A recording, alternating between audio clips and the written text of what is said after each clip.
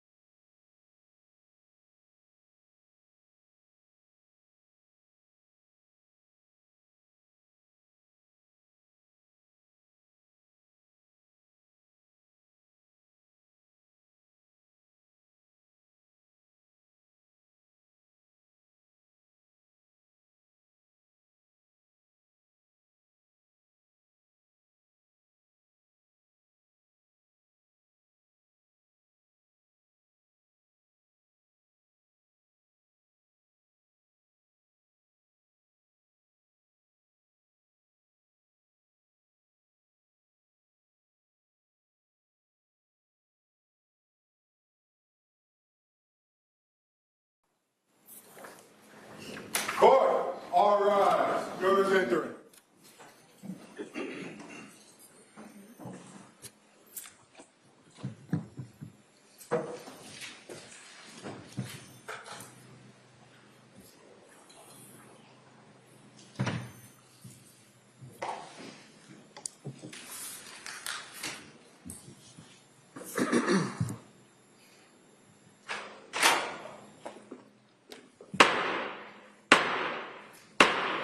Hear ye, hear ye, hear ye, all persons having anything to do before the Honorable William Sullivan, Justice of the Superior Court now sitting in Plymouth, within and for the Commonwealth. Draw near, give your attendance, and you shall be heard. God save the Commonwealth of Massachusetts. This court is now in session. Please be seated. Good morning, Your Honor. May I proceed? Yes, please. Your Honor, before the court today, we have the continuation of the jury trial in the matter of Commonwealth versus Lindsay Clancy. Ms. Clancy is present. She is represented by Attorney Kevin Reddington. The Commonwealth is represented by Assistant District Attorney Jennifer Sprague and Assistant District Attorney Shannon Buckingham. All right. Well, thank you, Madam Clerk. Good morning, members of the jury. All right. It's nice to see everybody once more unto the breach, as they say. We're going to continue with this trial. So I appreciate everybody being here. I'm going to ask those questions, and I'll go a little bit into today's schedule and kind of where we're going to go on this. So first question. Has any member of the jury read, seen, heard, or overheard anything from any source about any aspect about this case that would affect your ability to be fair and impartial? All right. Second, is there any other serious matter or concern bearing on your service as a juror in this case that anybody needs to address at this time? All right. Again, thank you so much for following those instructions. And so what we're going to do, as I said yesterday, we're going to continue with the testimony of the doctor who was on the stand yesterday, and it's anticipated that that is the last witness in the trial, and then we will then take a break, because before we go to the next portion of the trial, which is the closing arguments and the legal instructions, the court has to make some arrangements. They've got to speak to counsel, so it takes a little while. So I'm going to excuse you at that point and have you come back tomorrow. All right? So we're going to finish the evidence today. We're going to excuse you. I'm going to then deal with counsel, and then we will do, hopefully, arguments in charge tomorrow. All right? So again, I can't tell you how much I appreciate everybody's dedication and commitment in following those instructions and being here every day. So that's kind of where we are at this point. All right? And so with that, I'm going to ask the Commonwealth if you could have the doctor retake the stand, please. Yes, Your Honor.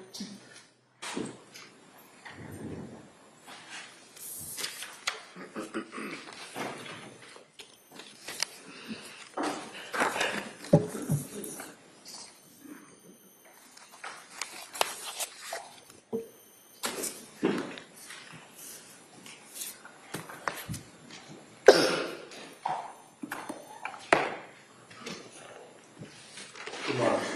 Just stop right there with your right hand to the front, please. Good morning. Do you solemnly swear that the testimony and the evidence you shall testify here is true, and that now coming between the Commonwealth and the defendant shall be the truth, the whole truth, and nothing but the truth, so help you God? Thank you, sir. You may be seated. Watch your step, please. All right. Good morning, doctor. Good morning. All right. Attorney Sprague. Thank you, Your Honor. Good morning. Good morning. Yesterday, when we left off, you were testifying about the decision-making process of the defendant and what she told you about that. Going to what she told you about the voice and what it said to her, did the defendant tell you if that the voice told her where to kill the children? No. Did the voice tell her how to kill the children? No.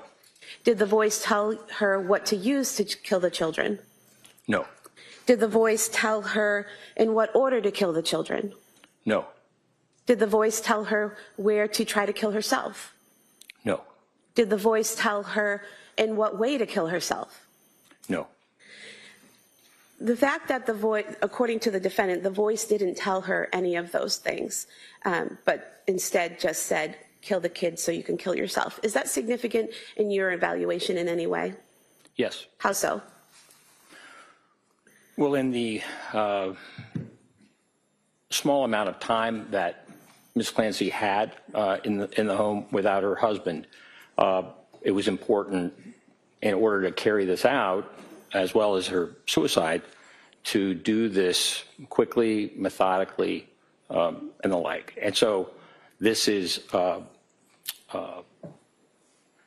having no instructions as to how to do it, but being able to execute those decisions, including being able to get a phone call and then return it to her husband in the process of all of this. Certainly the phone call was not expected.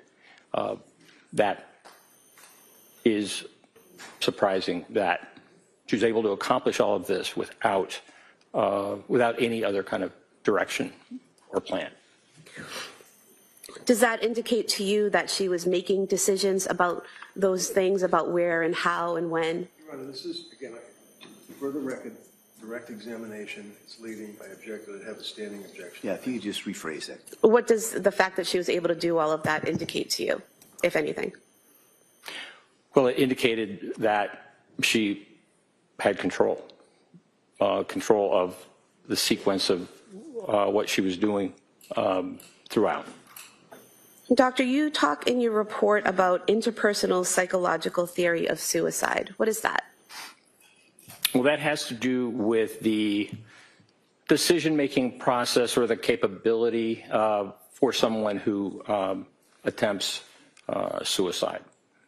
And are there three parts to that theory? Yes. And what are they? Well, one would be called aloneness, or the sense of isolation, people not understanding. So that is a real difficult challenge for people to face. They feel that they can't fully share with others. Another is burdensomeness. If someone feels that they are a burden to others. That is also something that we find is a component to those who make serious suicide attempts and completions. And third is what I would call capability. So you can have that sense of aloneness. You can have that sense of burdensomeness. But if you don't have the capability of taking your life, you can be very suicidal, but not ultimately accomplish the suicide. It does not mean that you're not suicidal. But that issue of capability is one that's very difficult because we have a natural will to live. And that is the most difficult thing for people to overcome. The thing that's the most difficult thing to overcome, that's the capability of actually committing suicide, is that what you're saying? Correct. And this theory in the 3 parts, did you compare what Ms. Clancy told you and what you saw in the records to this theory and have any conclusions about that? Yes. And what were they? Well, certainly, the documentation from the medical and mental health records demonstrates that sense of isolation she felt, even in the company of others. That sense that she was just having a problem that was difficult for her to understand, difficult for others to understand, and of course the suicidal feelings that came about, and then ultimately those feelings about harming her children. This is not something that she could share. The sense of burdensomeness, she had planned to go back to work, as she had for her first 2 children, Cora and Dawson. And the time that she was expecting to go to work kept extending because she just did not feel mentally healthy enough to be able to return to work and to function. And so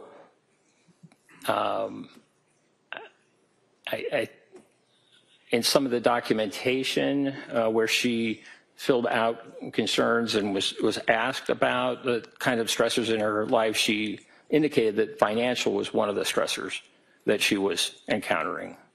So to believe that her brain had been damaged, that she was not able to do what she loved, which was labor and delivery nursing, but also not in a position to help support the family, really was would be a burden for anyone, and certainly that sense of burdensomeness was something that I believe she was experiencing.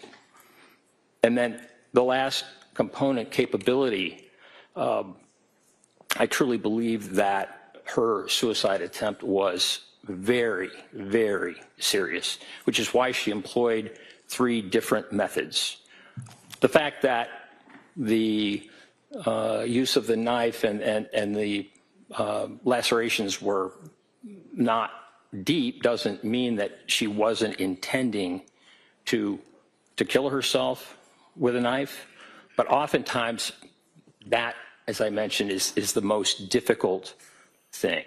So I think the employment of the 3 different avenues, locking the door, and also not being dressed for the cold, indicate to me that this attempt was very, very serious, despite the fact that the use of the knife was not successful in cutting her arms, cutting her neck. And so, doctor, in terms of the cutting on the arms and the neck not being sufficient to cause death, is that what you're referring to? Is that as someone faces difficulty or an inability to be capable of actually following through to commit suicide? Correct. So in this case, it's your opinion that she was trying to commit suicide but struggling with that third capability issue. Correct. Now, you testified yesterday about the intrusive thoughts that Ms. Clancy was having about harming herself in the fall leading up through December into January.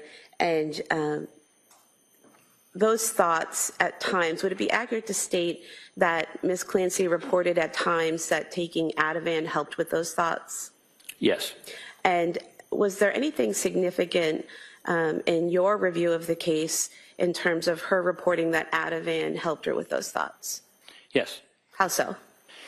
So Ativan is lorazepam, a benzodiazepine. This is a medication that is very helpful for treating anxiety. It also can help relax people, help them sleep, which was very helpful to Ms. Clancy. And she stated that when she had the intrusive thoughts, taking the Ativan resolved those thoughts. And I think that's significant because it's not a medication, Ativan, and I think that's significant because it's not a medication, Ativan, lorazepam is not an antipsychotic medication. It's not meant to treat psychosis, to make people feel more calm, and sometimes it's used for people who are having significant symptoms. But in terms of actually treating psychosis, making a voice go away, it's just not designed to do that. And doctor, did the fact that the intrusive thoughts went away when taking the Ativan, according to Ms. Clancy, give you further evidence that it was in fact internal thoughts and not an external voice? Yes. Now, if someone is experiencing psychosis and is experiencing command hallucinations, can that person still know the difference between right and wrong? Yes. How so?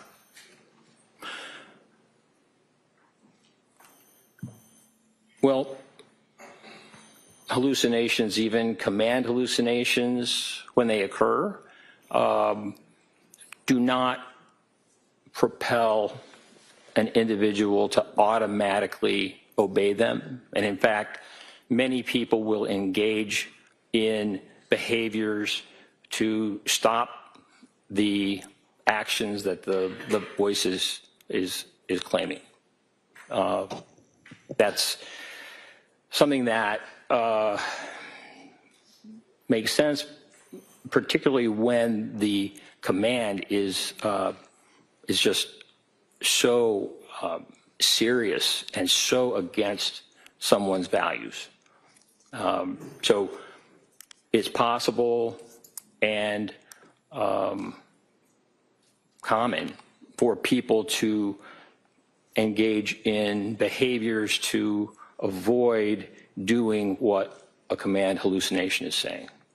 And doctor, is it possible for someone who is experiencing psychosis and command hallucinations to conform their behavior to the law? Yes.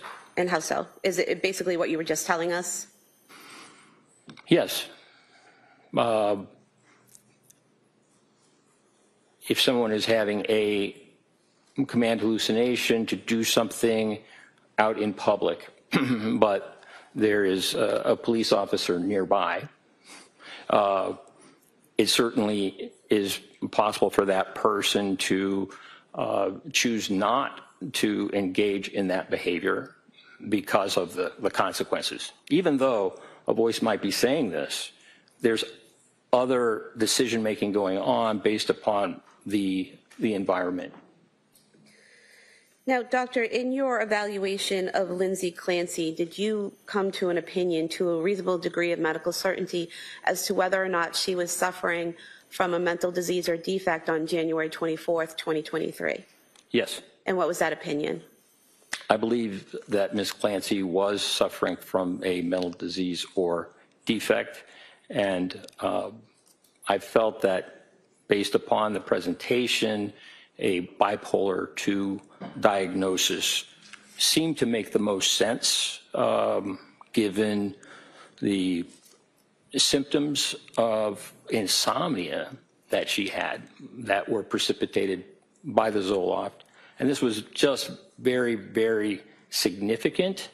And while it didn't fulfill all the criteria or many of the criteria,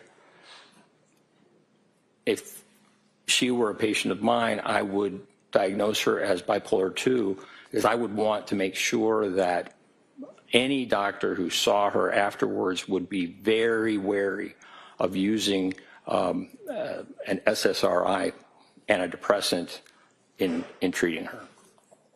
And doctor, you mentioned the drug effects, Zoloft had an effect, and SSRIs might have an effect. Is there a difference when you're treating someone and they're taking medications between being over-medicated and having an adverse reaction to medication? Yes. And what is the difference? Well, when we think about side effects, that is an example of a medication having a response. Now, sometimes we have side effects when we're not necessarily over-medicated, but we put up with those side effects. When there is too much medication, certainly we can experience those side effects. For example, over-sedation, or there are some medications that can cause stimulation, so people are not able to sleep. An adverse reaction is much more serious. An adverse reaction could be, for example, an allergic reaction that could cause death, or some type of reaction that you don't see in most people, but has been reported. So there is a difference between side effects, no matter how difficult they are, and what we would call adverse effects, which can be extremely serious. And in your review of the records of the medications that the defendant was prescribed from September through December, did you see any evidence of her having adverse effects from the medication?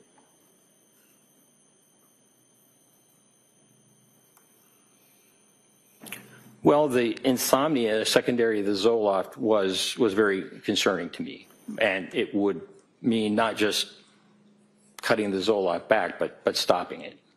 I would say that the Zoloft was in precipitating insomnia. I mean, she reported 48 hours straight of not being able to sleep, that was an adverse effect. And an adverse effect really requires one to stop the medication. And that is what Dr. Jennifer Tufts did with Ms. Clancy, correct? She had her stop the medication? Correct. Okay. And in reviewing those records again from September through December of 2022, did you see any evidence that Ms. Clancy was over-medicated?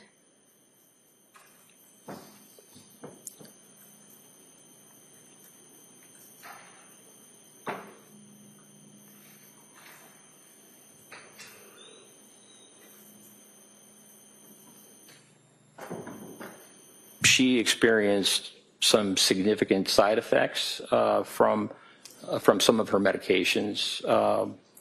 She was given, I think, nurse practitioner Paul gave her clonazepam, which is also a benzodiazepine, and she really had an uncomfortable reaction to that. Just woke up and felt, quite confused. So she stopped that medication, understandably. Seroquel is a medication, quetiapine, that at high doses can cause some significant side effects. At lower doses, it generally helps treat insomnia. At higher doses, it can have more significant effects. And in terms of just ability to think and organize one's thoughts. However, Ms. Clancy, in December of 2022, chose at that time to continue on Seroquel, a combination of Seroquel and Valium. Nurse practitioner Gelada had suggested another medication, olanzapine, Zyprexa, which she's taking now. And Ms. Clancy asked that she continue on the Seroquel at that point and the Valium. So, you know, it's a challenge. One has side effects, but one also sees benefit in the medication. And certainly that combination at that time, I think it was around December 7th, December 9th, that was really helping her sleep. And so she asked to continue on those two medications. So I guess when I ask about over-medication and you talk about the side effects of the medication, there seems to be a disconnect between maybe what a layperson calls over-medicated versus what the medical definition of that is. So is what you're saying that being over-medicated medically means having side effects to the medication? Well, no, not necessarily. So what does over-medicated mean to you in your profession? Well, if someone were to prescribe a medication that was beyond the limit that safely can be prescribed, for example, it's possible to be toxic on, say, lithium, which is a medication that she took for a while she was at Tewksbury. And if I were prescribing, say, 1,200 milligrams of lithium twice a day, and her lithium level was toxic, as it would likely be, that would clearly be an example of over-medication. And did you see any evidence of that scenario in the defendant's records, that she was prescribed too high a dose to make her be at a toxic level of any medication?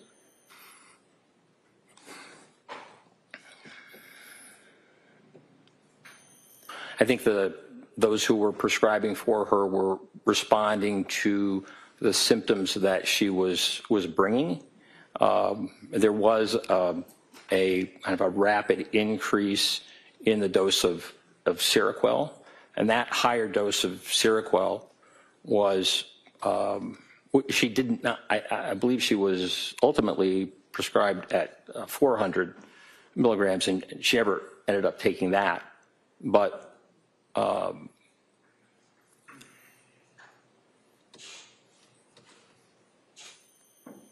as a clinician, we do our best to try and treat symptoms. So, Doctor, did you see? question. Doctor, did you see, other than the Seroquel, any medications that the amount that was prescribed you would think would be over-medication? No. And then the Seroquel itself, you said she was prescribed up to 400 milligrams, but she reported that she never took that amount, correct? Correct. And after her stay at McLean Hospital, she had been weaned off of the Seroquel, correct? That's right. And the only medications immediately after leaving McLean Hospital were trazodone and Valium, correct? Correct. Dr. Tufts added a medication as a result of her appointments with the defendant in January, is that correct? That's right. And what was that medication? That was amitriptyline, also known as Elavil. And you saw that what the initial dose of that was, correct? Correct. What was that? The initial dose from Dr. Tufts was 10 milligrams. Is that a high dose for an adult? No, it's the very smallest dose possible. And then did Dr. Tufts increase that dose? Yes. And when was that? After a week, she increased the dose from 10 milligrams to 20 milligrams. And is that a significant increase in the dose? No. Is 20 milligrams a significant or large dose for an adult? Not at all. 10 milligrams or 20 milligrams of amitriptyline, is that something you could even prescribe to a child? Yes.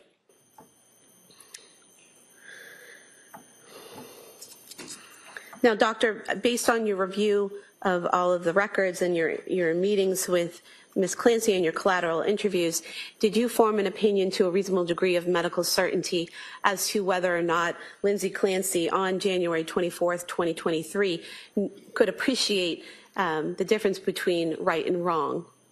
Yes. And what was that opinion? My opinion is that she did have the capacity to appreciate right from wrong. And what do you base that on? Well, on a number of things. Ms. Clancy had just met with her psychiatrist, Dr. Tufts, the day before. And in that discussion with Dr. Tufts, as documented, she denied suicidal ideation, and she also denied thoughts of harm to others. And also there was an ongoing conversation regarding future possible treatments, esketamine or TMS, which I spoke about yesterday, that could be employed to help her. Also, with regard to the appreciation between right and wrong, the planning involved prior to the strangling of her children, I thought was significant. The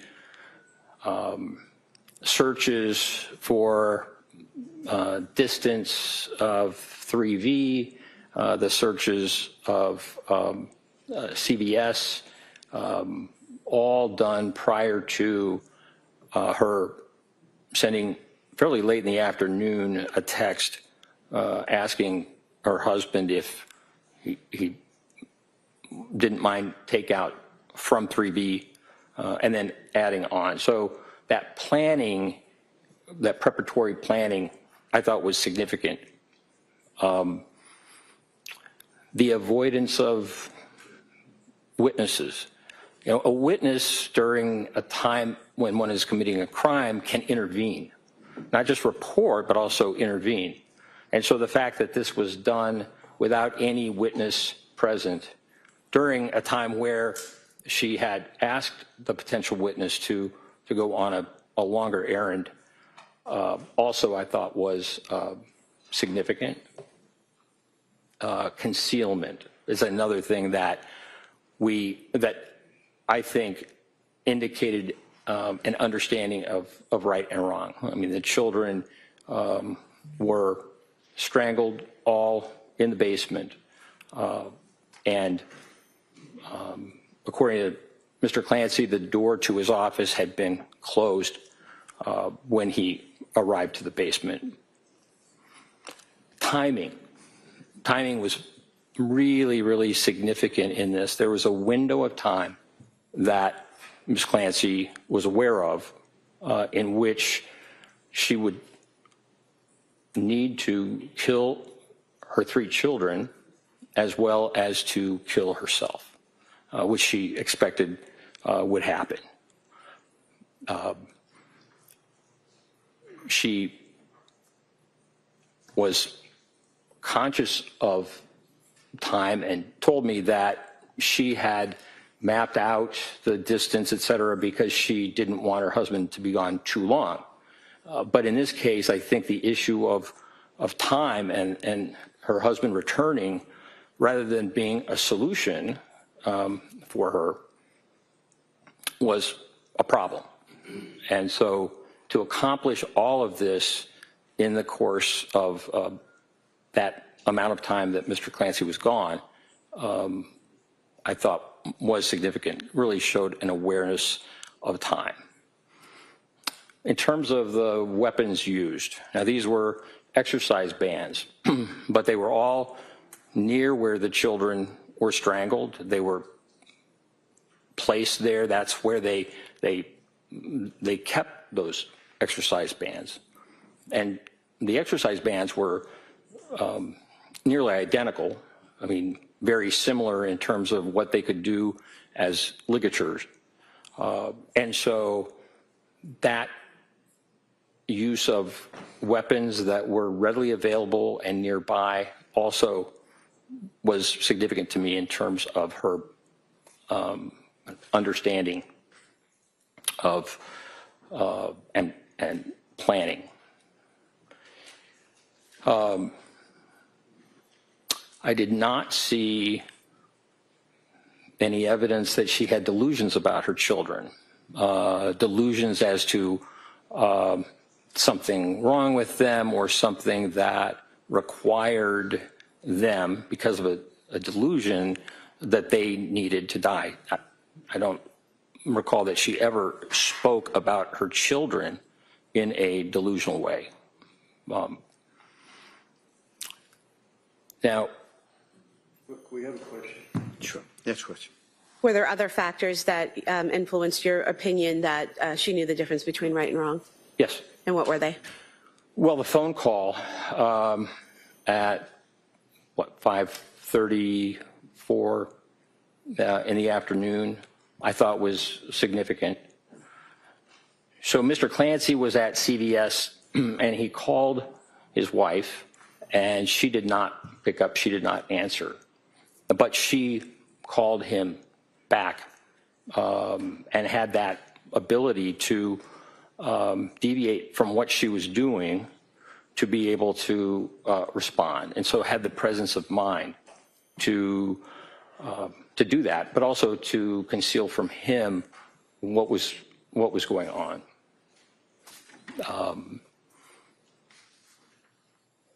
Locking the door is another example. I mean, certainly Ms. Clancy was aware of time and the limited amount of time to accomplish this, but by locking the door, it kept her husband from being able to enter the bedroom and therefore being able to see what had happened. So delayed that time. On arrival, her husband asked her what happened, and she did not confess. She did not tell him what had happened other than, I tried to kill myself. She also did not report auditory hallucinations, but rather said that the children were in the basement. It's my belief that she expected to die, and that by the time Mr. Clancy arrived, she would have successfully been able to take her life. And sir, did you form an opinion to a reasonable degree of medical certainty as to whether or not Lindsay Clancy on January 24th, 2023 had the ability to conform her behavior to the requirements of the law? Yes. And what is that opinion? Well, if we look at that day, we know that in the morning she took Cora to a pediatrician's appointment. And all physicians receive training in psychiatry, no matter what specialty they go in. That's part of medical school. And so, like other doctors who had seen her who were not psychiatrists at appointments and whatever, the pediatrician also did not notice any unusual things about her. She did not, she was able to conform, right, to the type of behavior that a concerned mother would engage in. She was able to drive to the pediatrician's office and then back. And the day was really one of significant control. The activities that she engaged in that day, spending time with her children with Play-Doh, taking them outside to build a snowman, sending photographs of the children to her mother, to her husband on Instagram, fixing lunch, and also fixing dinner for the children. So the activities of that day were controlled, as were the activities in terms of the planning that we already mentioned. So throughout the day, I mean, she was methodical and quite controlled and organized, even in that space of time that was short. There was a lot to do in terms of killing her children and also killing herself. And I would say that the last point with regard to conforming to the law is that when she received the phone call from her husband, she did not report to him that she was in distress, that she was having hallucinations, that she needed help. So with that phone,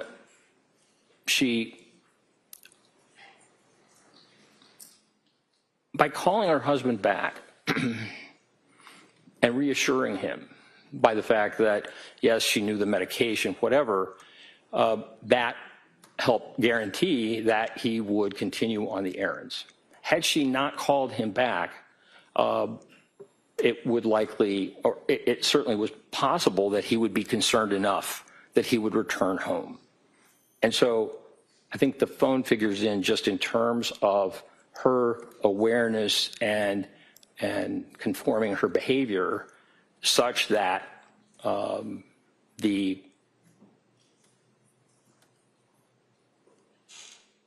strangling of her children could be concealed.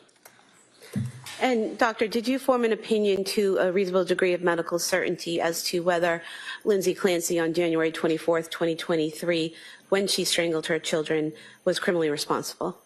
Yes. And what is that opinion? Yes. It is my opinion within a reasonable degree of medical certainty that Ms. Clancy was criminally responsible. Move to submit Dr. Satoff's CV as the next exhibit. Any objection, counsel? All right, that may be admitted. I have no further questions. Thank you. Okay. Hold on a second, Ms. Reddington. Exhibit.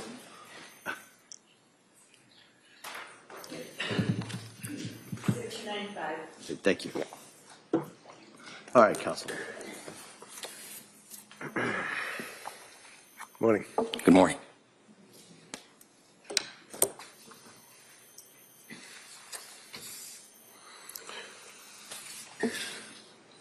So, Dr. Sartoff, as I understand it, you conducted your investigation or examination of Lindsay by Zoom, correct? Did you say by June? Sorry, Zoom. You know, By Zoom, okay. Television. I thought you said because it was the 4th of June. Yes, sir. Okay. And can you tell us when you were first engaged by the district attorney's office to assist them in this case? I first was informed about the case, I think, in January or early February of 2026 of this year.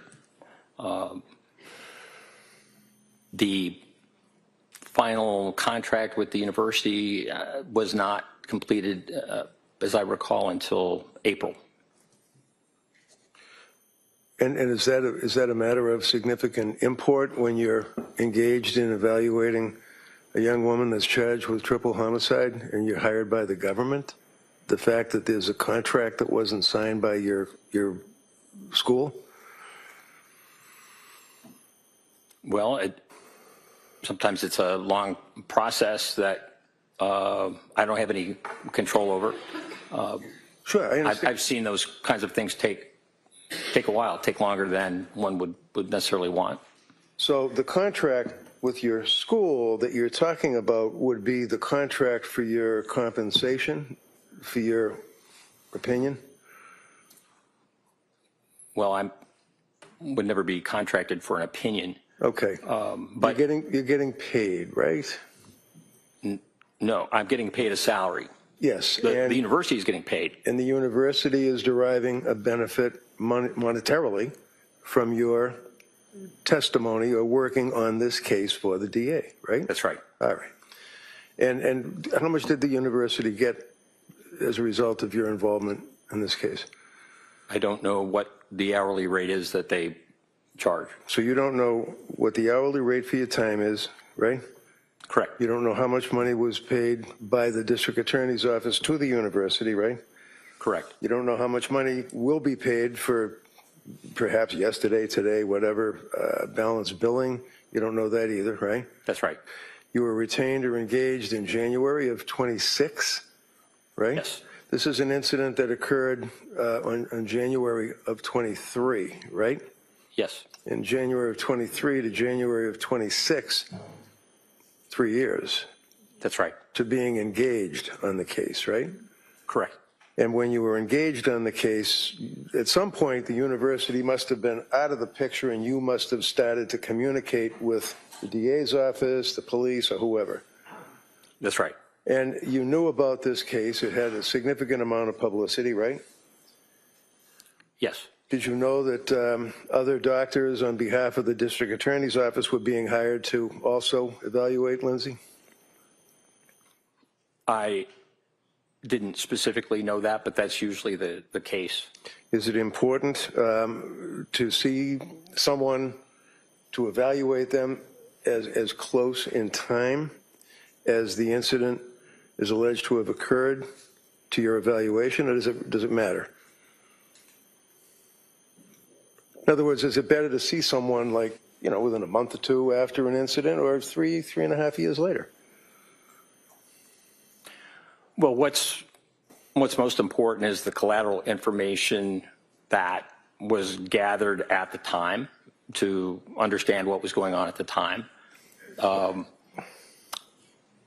Ms. Clancy's behavior during her hospitalization and the like, there are records, but certainly there are benefits to an examination closer to the event. And you would agree with me, sir, that you actually saw and questioned or interrogated Lindsay, what, 2 months ago? May 29th and June 4th. Okay. And when you went to interview her in purposes of your evaluation, you had already accessed the collateral information, sir? Yes. Before I go there, let me just review a few things here on your CV, which the jurors will have to examine. You indicated to us your present employment. You have a private practice as a psychiatrist? No. Okay. So where do you see patients? Well, I see patients in the prison system. They're your patients? Yes. What do you do for those people that are in jail? In prison, within the Virginia Department of Corrections, we have inmates within the prison system who suffer from mental illness and require assessment and treatment. I see. So you don't have, when you said to the jury a little while ago, if I'm treating my patient and I would prescribe a particular prescription for my patient and I wouldn't tell my patient to do whatever it is you said, it's not people that go to an office or see you or even on the television to be treated. These are people that are in jail, right? Prison, yes. So there's a difference between jail and prison, right? Yes. And this would be in Virginia, is it? Correct. So you're dealing with people that are serving hard time in the Iron Mansion, as they say. It's not a house of correction down the street, right?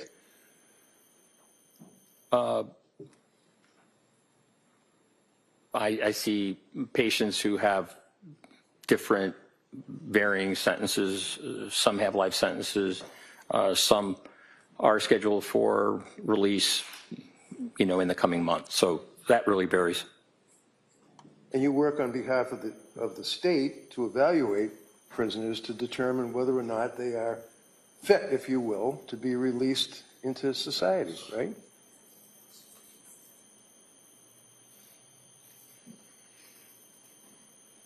once someone's sentence is over, the only way that they could be continued within a prison system would be to be committed to a psychiatric hospital. And I would say that in the 34 years that I've been treating inmates who are patients, I can only recall 2 times where when discharge came up, their condition was such that they required to be civilly committed because of mental illness. And when you are talking as a forensic psychiatrist evaluator, would that be on behalf of the BOP, Bureau of Prisons?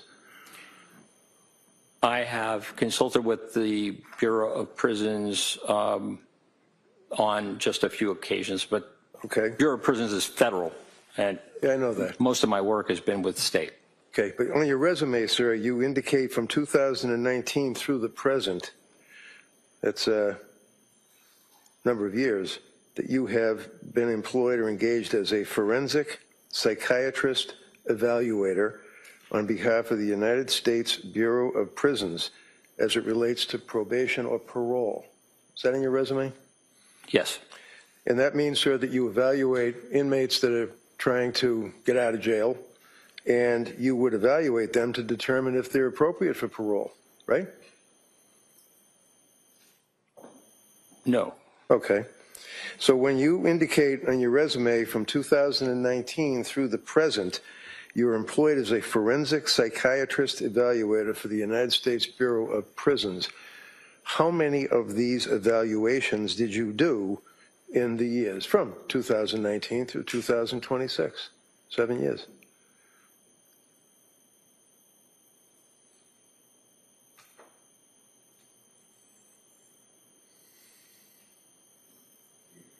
I think I've done 2 or 3. 2 or 3. Yes. Okay. 2016 through 2022, you're engaged as a consultant psychiatrist for the Elson Student Health Center. What is that? That's the Student Health Center at the University of Virginia. So that serves students who are at the university. And like what? I mean, do you evaluate them? Do you treat them? Do you analyze them? What do you do for college students? My work with the university and the health center really had to do with students who were having difficulty and had left the university and were interested in getting back. And so I was part of a 3-person panel to evaluate the students to see whether or not it would be appropriate to bring them back to the university. And what, were they like thrown out of the university, or they were disciplined or something? Why would you bring them back? What does that mean? Well, if there was an event that caused concern, potentially was a threat, for example, then just for the student safety and the safety of all, they would leave the university in order to get the type of care that they needed. And then if they wanted to come back, then I was part of a panel that would evaluate these students and make a determination about whether it was safe So these for are them the to come students. back. I'm sorry, I cut you off. Go ahead. Yeah. No, that's all right. Okay. These are students, right? Correct. In college, right? That's right. That have been thrown out or disciplined or suspended or something, and they're trying to get back into school, right? That's right. And when the parents of the students come, they retain you to advocate on their behalf? No. No, you work for the school, right? Correct. You evaluate them and then back the school up so that these kids can't get back into the school, right? Can you ask that question again? No, that's all right. 1999 through the present, you work for the United States Department of Justice, the United States Department of State, right? Yes. Okay. And that would be the United States Attorney's Office, the prosecutors. Like they're the state prosecutors, you got federal prosecutors, right? Well, federal prosecutors and defenders. I've worked with both. Well, the defenders certainly don't work for the United States Department of Justice or the United States Department of State, do they? I was under the impression that federal public defenders were under the umbrella of the Department of Justice. No, that's called the CJAC. That would be a totally different group of people. Those are people that defend people to try to have them not be abused by the system, if you will. Yeah, that question be stricken. 2015, you're a psychiatric consultant for the Virginia Office of the Attorney General. Another prosecuting arm, right? Yes. 2013, Virginia Department of Virginia Department of Corrections, least restrictive measures for segregation. You evaluate people to determine if they should be in max or disciplinary unit as opposed to general population. Is that what you do? Yes, I've been asked to do that. Okay. And you certainly don't advocate on behalf of the prisoners that are being placed in seg or being placed in those closed units with higher security, right? No, that's not true at all. The National Security Expert 2007 to the present, Oak Ridge United Associated Universities. What is that? Yes, that is a group that that does research with the Behavioral Analysis Unit and the National Center for Analysis of Violent Crime, and I have done work with them. Okay. Critical Incident Analysis Group, CIAG, University of Virginia. Yes. Okay. Behavioral Analysis Unit, as you told us yesterday, for the FBI at Quantico, right? That's right. Psychiatric consultant to the Virginia Department of Corrections, medium, maximum, and supermax facilities, right? Yes. Continuing on with your experience, sir, as a witness in this case, you'd agree with me that you were involved as a psychiatric consultant with the Macro Task Force on-site consultation for the Australian Police Service. Yes. Former Soviet Union project, Republic of Georgia, TBILISI, Georgia. You were involved with that, sir? Tbilisi. Tbilisi, yeah. Critical Incident Response Group for the U.S. Air Force. You're in the assessment unit. Yes. Crisis Management Unit, investigative support for Operation Gray Sunset, Jordan. Correct. Crisis Management Unit, investigative support unit, critical incident response in Montreal, Quebec. Yes. FBI, National Center for Analysis of Violent Crime, Operation New Hope. Yes. Bureau of Criminal Investigation, that's BCI, for the Department of the State Police. Would that be Virginia? Yes. You also have an interest in and have studied or written about various topics in your career, correct? Yes. Okay. Hostage negotiations course, crisis management unit. You were involved with that, is that correct? Correct. That was a number of years ago, though. I guess that was like 1996. That's right. But you've been involved with the FBI for a long time, right? Yes. Fair to say that you're a government man? Objection. No, sustained. Hostage negotiation course. How about Virginia Department of State Police? You involved with them as well, sir? Yes? Yes. Advisory positions. You deal with Islam in prison is one of your interests, right? That was a TV program or something? Correct. Talk about National Institute for Justice, Standing Committee to advise the Department of State on unexplained health effects on U.S. government employees and their families overseas, right? Yes. Analysis of pre-attack behaviors of the Las Vegas shooter behavioral analysis unit for the FBI. Yes. Skipping ahead,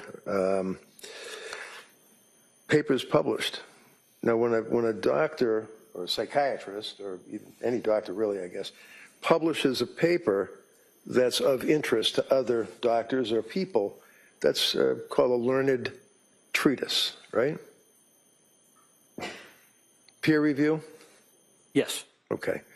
Can you tell me, what is peer review? What does that mean when you're dealing with a person's focus and interest in writing about what they're focused on?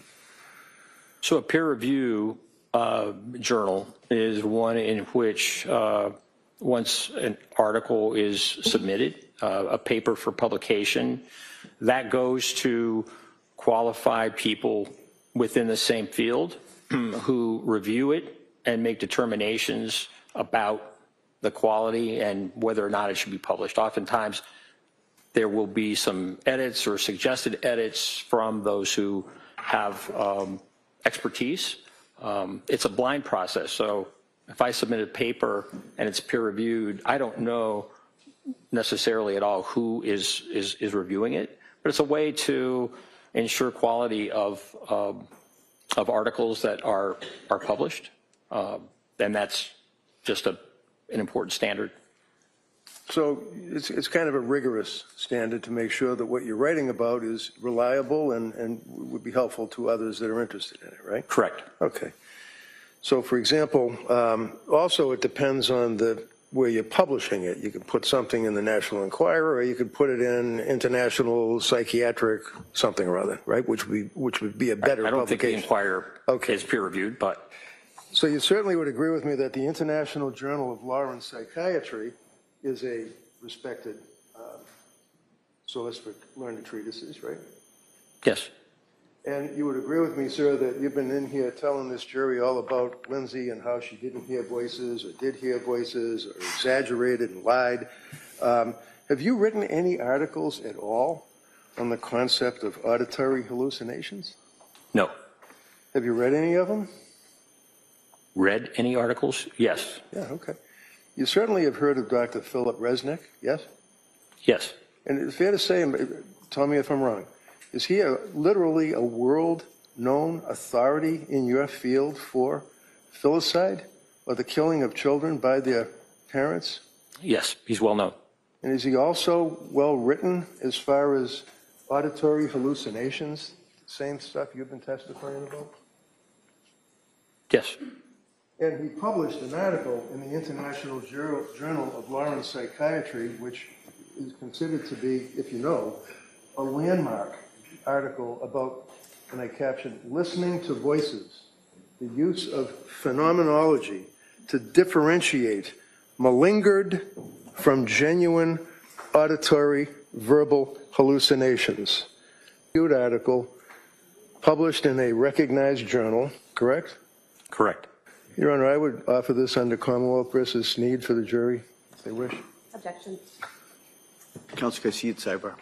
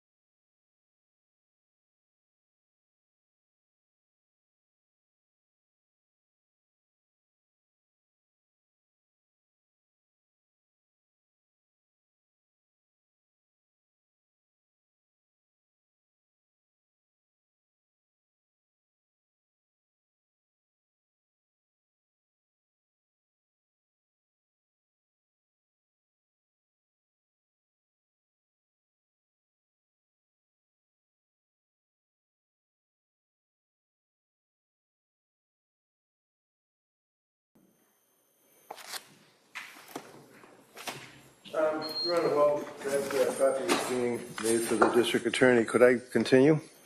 Sure. Thank you. Leaving aside the peer review article and the article written by Dr. Philip Resnick, sir, for a minute, papers that you published, and you have in your resume, it says peer reviewed, so that's just what we were talking about, right? That's right. All right.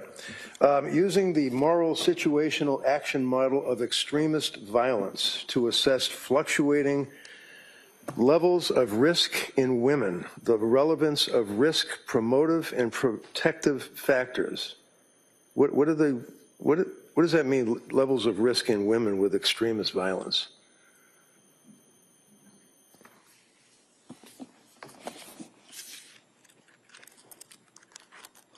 We're looking at risk assessment in terms of violence and what may be mitigating factors. In other words, decreasing the risk or the threat, or increasing, that would be enhancing factors.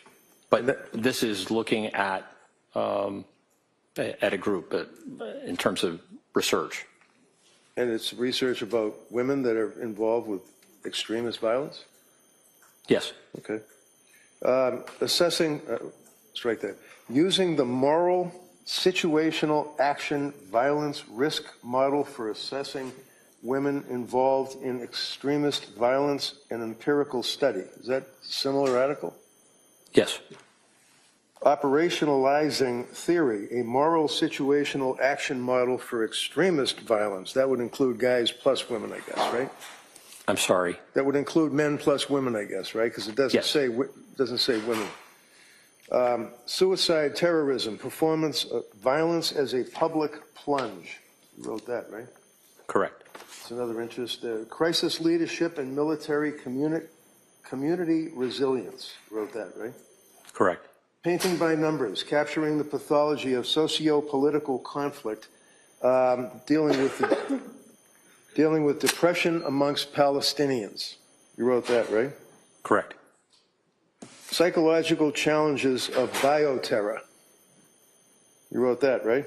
Correct. Trauma and intergenerations transmissions in Kuwait. You wrote that, right? Yes. Recognizing borderline personality disorder in the family practice setting. You wrote that, right? That's right. Mortality among elderly patients discharged from a state hospital. It's one of your interests, right? That's right. Postpartum psychosis induced by bromocriptine. That's the one that you told the jury about originally that you published 40 years ago, right? Yes. Okay. Morality and the radicalization of women. What is that? What was that all about? Could I be refreshed with that? I'm Sure. It's just, I mean, you can look at your resume if you wish. I'm just going through it. It's under B, books and chapters. This one is the first one, and it deals with radicalization of women. A handbook, I guess, for terrorism studies. You remember that? It's only 4 years ago. Yes. Okay. Application of big data for national security, a practitioner's guide. You wrote that, right? Correct. I was one of 4 editors. Crisis guide of psychoactive drugs and poisons for the crisis negotiation unit. You wrote that, right? That's right. International handbook of threat assessment, right? Yes. Protection of children during armed political conflicts, a multidisciplinary perspective, right? Yes. The negotiator's guide, like when somebody's locked in a building and they're threatening to kill people or something, the negotiator's guide to psychoactive drugs, 2nd edition. You wrote a chapter on that, right? That's right. The negotiator's guide. And it goes on and on with the negotiators and things like that. Terrorism negotiators, right? It's fair to say that's your focus? Correct. Well, Well, I know you can talk about postpartum, but I mean, I'm asking you if your resume that you prepared, I imagine, well before you were hired by this DA's office, sets forth your interest, right? yes. Okay. The characterization of negotiation as trying to stop killers is not I'm not accurate. I'm probably wrong. Comprehensive. I apologize. You see it on TV, the negotiators, and they're, trying to help people that are being kidnapped. On a bridge, On a in bridge, crisis, yeah, something like okay. that. So, Just a few more, Doctor. Panels and symposia. You'd agree with, let's see, national security implicate. I just want to run through a quick attachment theory, mental wellness as it relates to threat management, threat assessments, corrections, psychiatry presentations, substance abuse and misuse in prisons, perspective on providing medical support during conflict and chaos, targeted violence in the media, lessons from history, the profiler of poisons, understanding the female extremist, crisis operations, leadership, how to fool doctors by injecting chemicals into muscle to obtain opioids, a prison inmate comes clean. Did I read all those topics correctly, sir? correct. Invited lectures, talk about extremism, terrorism, the future of policing, children in long-term abductions, how to prevent terrorism, mass shooters, U.S. prisoners, religious rights, religious radicalization, terrorism and the unknown enemy. Basically, that's what your focus is, sir, correct? Experience of the two people or so that you recall dealing with in your, it's not a practice, but working for the Bureau of Prisons or the state for Virginia, the people that are in jail, that is the sum total, to be respected, of Dr. Sadov, correct? I mean, you treated two people. You've written a lot about terrorism and other issues that we went through. That's not at all a correct characterization. Oh, I'm sorry, because I read your resume right? Yes. Okay, and I related what you indicated to the jury, your experience when I asked you about patients or treating people. I said that right? I've been treating patients, and I continue to for the last 40 years. Now, in all of your experience, sir, have you ever treated a woman suffering from postpartum psychosis? Yes.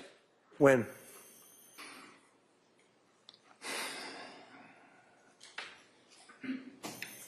In the late 1980s and also during the 1990s when I ran a unit in a state hospital. So this would be women, 1980s, about 30 years ago or 20 years ago, depending on which one, in a prison that you were... No. Oh, it wasn't. In a state hospital. State hospital. Were they Correct. committed? Were they there because they wanted to be there, or were they committed by order of the court? Yes. Yes, what? Usually committed. Okay. So other than that, sir, do you have any interest, writing, knowledge about postpartum depression, postpartum psychosis?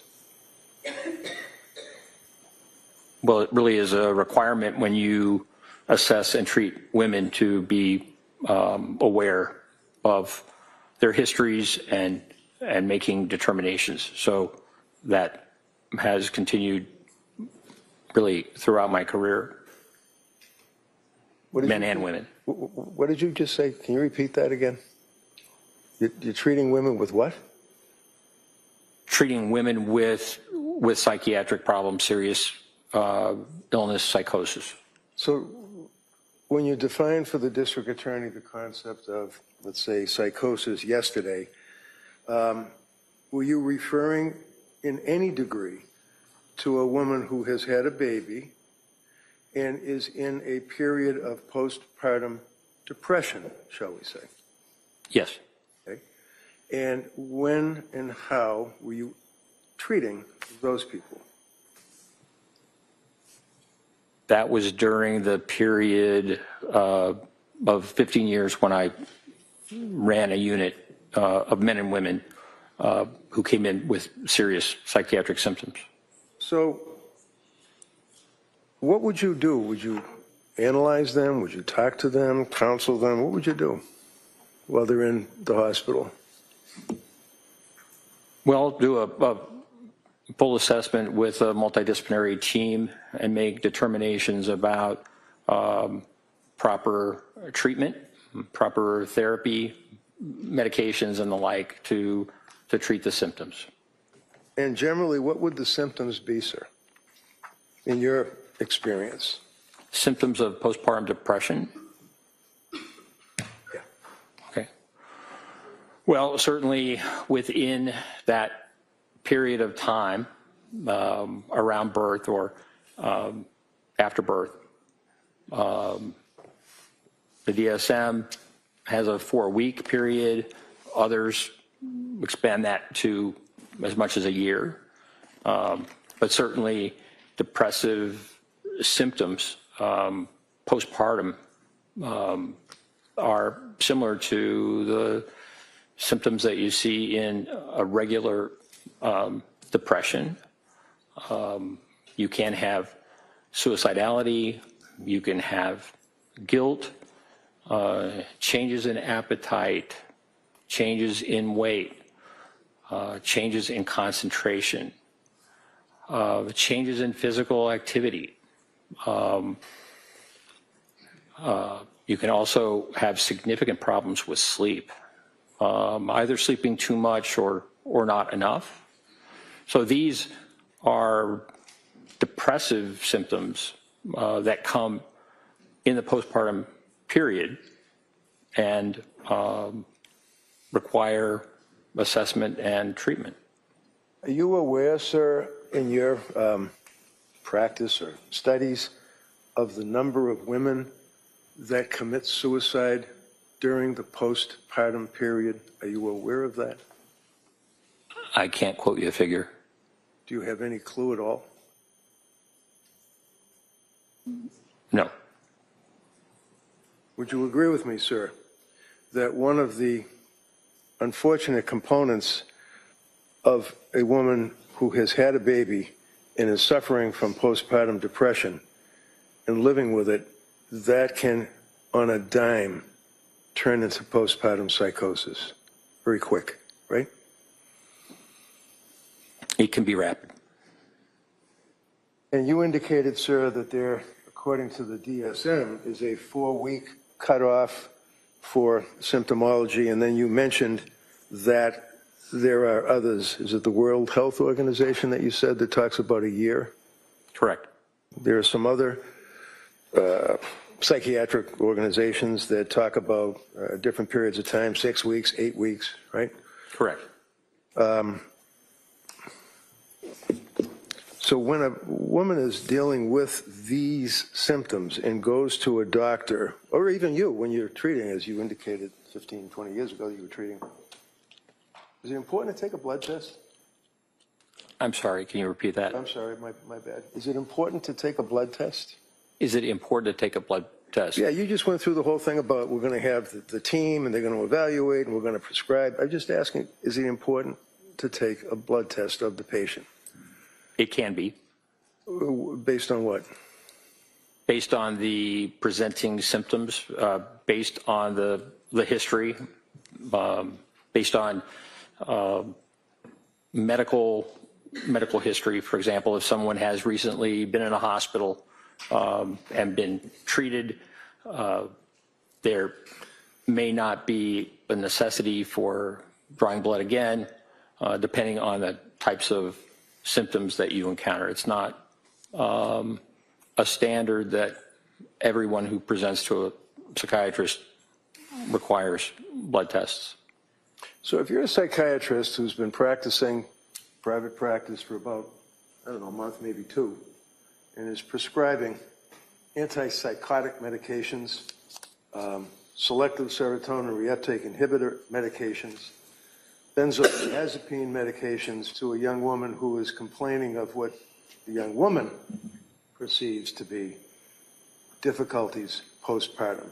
Is it important to take a blood test to find out what, if any, prescription drugs they have on board in their system? To check and find out, do you say what drugs are on board? Yeah, I mean, you're treating this patient, right? And they're coming off hypothetically with you, but they're coming off the street to see a psychiatrist for help, right? Yes. And if they're already been prescribed drug after drug after drug by a particular doctor with her 2 months of robust experience, is it a fair statement that you should take a blood test of that person? Well, it really depends on the medication. There are some medications that really require blood tests because of levels and the like. Many psychotropic medications are not easily, there's not an easy test for the amount of medication in the system. So it depends on the circumstances, and it depends on the medication. I mean, for example, lithium or carbamazepine or valproic acid, those are all mood stabilizers. Certainly, taking a blood test would be very important. So it depends. Depends. Can I just ask you to spell those 2 drugs that you just pronounced for the stenographer, please? Carbamazepine, Yeah. Carbamazepine.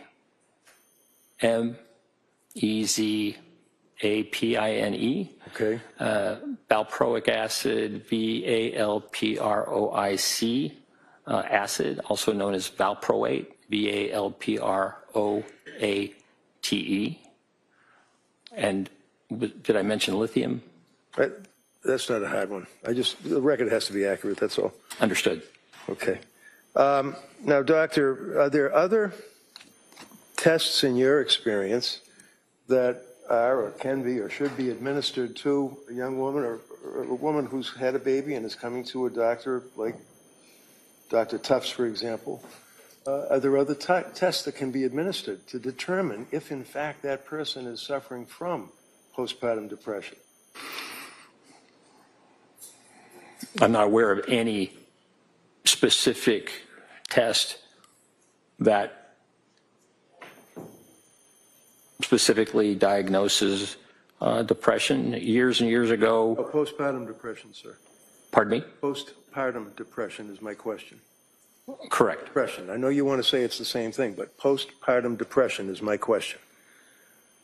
And you're asking if there's a blood test for postpartum depression? I'm asking if there's any tests at all that a psychiatrist can or should administer to the patient coming to them for help.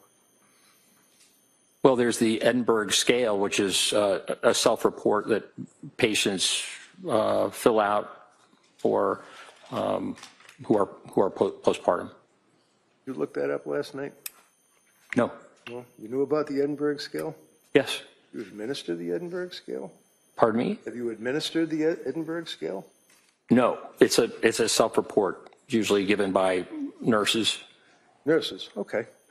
In any event, it's a scale that is a useful tool to determine the level or degree of depression that a person may be expressing that is suffering from postpartum depression, correct?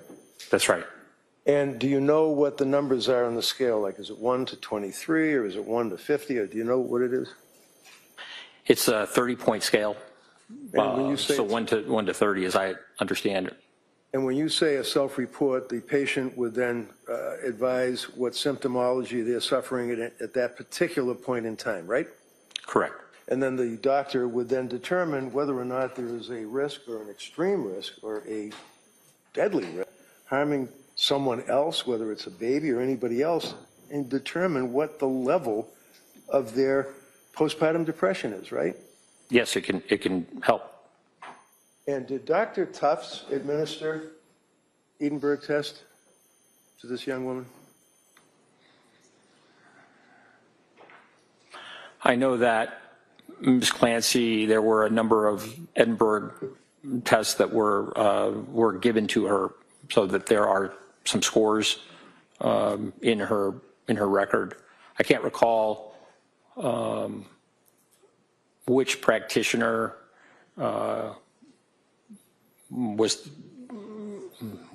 gave her the Edinburgh test, but I do recall that there are a number of scores within her medical record. Right. And what was her highest score?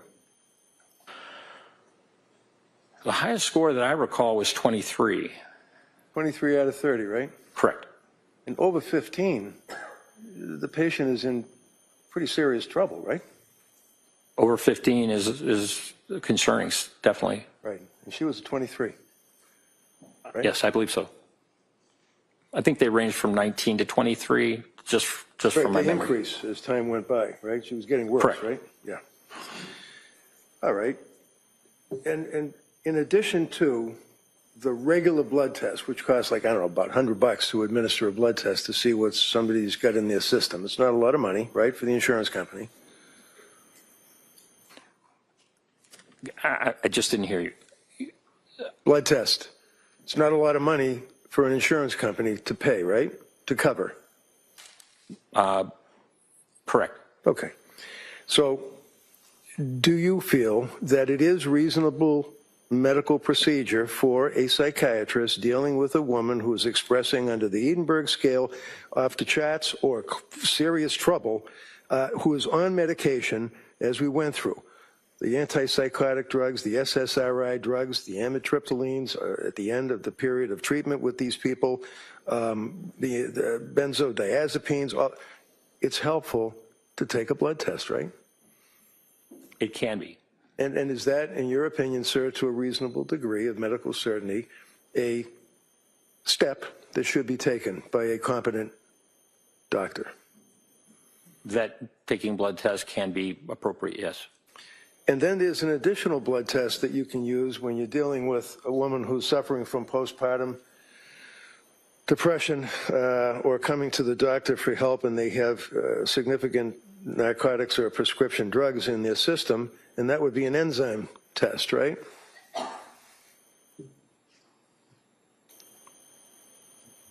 I'm not aware of an enzyme test being typically available or used. Well, it costs a lot of money, doesn't it? Like it costs a couple of grand? I don't know. All right. In any event, sir, are there any other concerns that one would have if they're competent and they're treating somebody that's come to them for help in addition to a blood test and perhaps enzyme test to determine the metabolizing aspect of the person's system, metabolizing or processing these drugs that are in their system, the enzyme test? Are there any other tests or concerns that you have with a woman whose postpartum depression complaints come to your doorstep? Well, depending on the presentation, sometimes it's helpful to check thyroid function. That can certainly be a cause of psychiatric symptoms. Did they do a thyroid test on Lindsay? No. That's not a lot of money that the insurance company would complain about, right? Correct. One of the things that I just don't want to forget, sir, is that the district attorney asked you, while we're talking about the drugs, about the Lamictal, otherwise known as lamotrigine. Did I pronounce that right? Lamotrigine, yes. Lamotrigine. And she said that Lamictal, it has a side effect of a rash, right? You recall that, sir? I think I said serious rash. No, I think she said rash.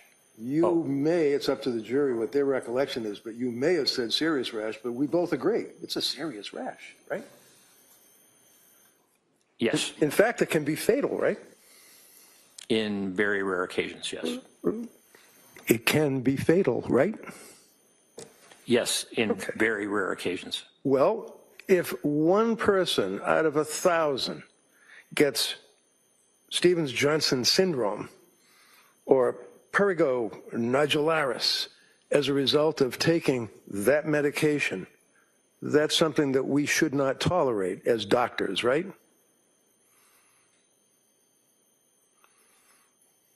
Risks and benefits are something that every physician, every prescriber needs to think about.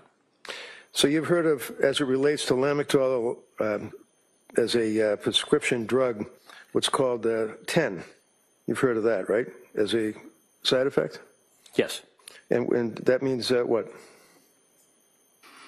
It is a pretty severe reaction of the skin. As I recall, it causing blistering. I mean, it's very significant. So if you have a young woman who is a nurse, an RN, who worked for 7 years in a very prestigious hospital's labor and delivery unit, who was so nervous about drugs that were being prescribed to her that she would at night sit in her kitchen on her phone and Google all sorts of side effects of narcotics, the drugs, the Seroquel, lamotrigine, all of these drugs. Is it an unreasonable decision for her to say, I don't want to take that drug, in your opinion?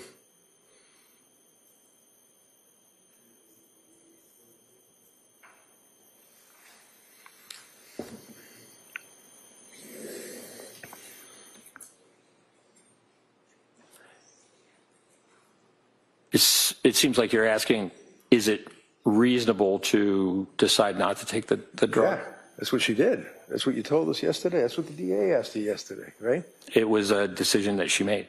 And in your opinion, sir, after we just went through all of this with the TENS, with the toxic epidural necrolysis and all the rest of that, and she's a nurse, and she's looking up these drugs that she's being prescribed and says, I don't wish to take that drug, in your opinion, to a reasonable degree of psychiatric certainty based on your experience, is that a reasonable decision for her to say, I don't want to take it? The benefits of that drug are profound, and millions of Americans take that medication and find it to be very important for them. Doctor, you're an intelligent man, you're a doctor, you've got a lot of experience dealing with the prison system, we've already gone over all of that. You understand my question, don't you? I'm just asking, Yes. is that a reasonable decision for Lindsay to make to say, I don't wish to take that drug? Based on all the side effects, whether or not it's rare that people die, whether or not it's rare that they break out on their skin with these permanent lesions and bleeding pustules, is it reasonable for her to say, I don't want to take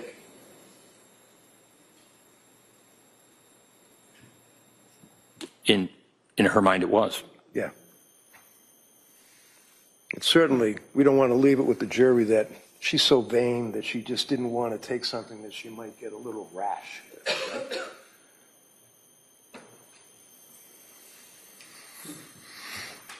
In any event. Now, have in mind, there's no blood test, there's no enzyme test for metabolite test, there's no thyroid test, but we still have the pill factory through Dr. Tufts and then into Dr. Gelada for that period of time. You're telling this jury that that is, in your opinion, reasonable little drug doses that she was prescribed? Is that what you're telling this jury, sir? That it was reasonable to prescribe? Yeah, the drugs, one right after the other, and then stopping the SSRI, not weaning off, stopping it flat out. Is that reasonable? Objection. Sustained, just as to form. Is it reasonable, sir, in your opinion, to tell someone who's on an SSRI, such as Zoloft or Prozac, just stop it and we'll put you on something else, or should you wean it off? In the case of the Zoloft and the severe insomnia, in my view, it was reasonable to stop it. And then prescribe new drugs? Well, insomnia was a significant problem, so as I recall, Ativan and Benadryl were prescribed to assist her with those symptoms.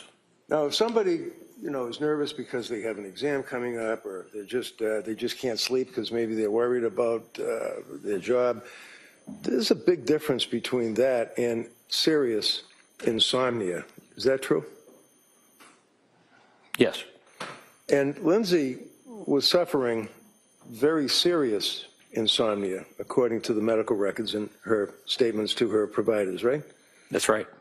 And in fact, when Tufts increased the SSRI 25 to 50, she went 48 hours straight without being able to sleep, right? That's in the record, yes. And she went pretty much immediately to Tufts and complained about that and said, I can't sleep. It's 48 hours. I just can't sleep, right? Yes, I think that was around the 21st of October. And in your experience with dealing with terrorism and terrorist threats and things like that, would you agree with me that sleep deprivation is used as a torture? It can be, yes. And in fact, the side effects, if you will, of a person who's suffering from serious insomnia can actually lead to psychosis, can it not?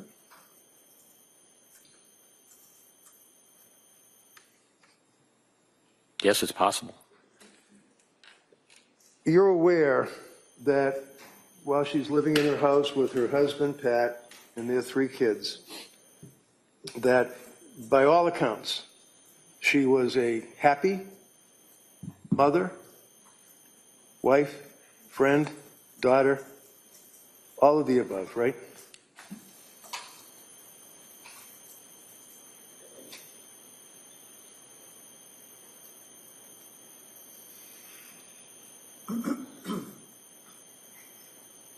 No. So as the summer progressed, is it your understanding from Dr. Sadoff's investigation in this case that Lindsay Clancy and her husband, Pat, and their kids during the summer of 22 were not living their best life, enjoying life? The summer was very good from Callan's birth really through much of August. Through the time that Patrick Clancy was at home, that first 12 weeks was really quite good. And then it went sideways, right? She started having some concern about anxiety, right? She did. That brought her to Dr. Tufts' office. Oh, brought her to talk to Dr. Tufts on the telemedicine, right? Correct. And then she started getting her prescriptions, such as the SSRI at 25, SSRI increased to 50, 48 hours without sleep, went back to Dr. Tufts, more medications prescribed, right? Yes. Was she in rough shape in October of 2022 after dealing with Tufts for about 3 weeks?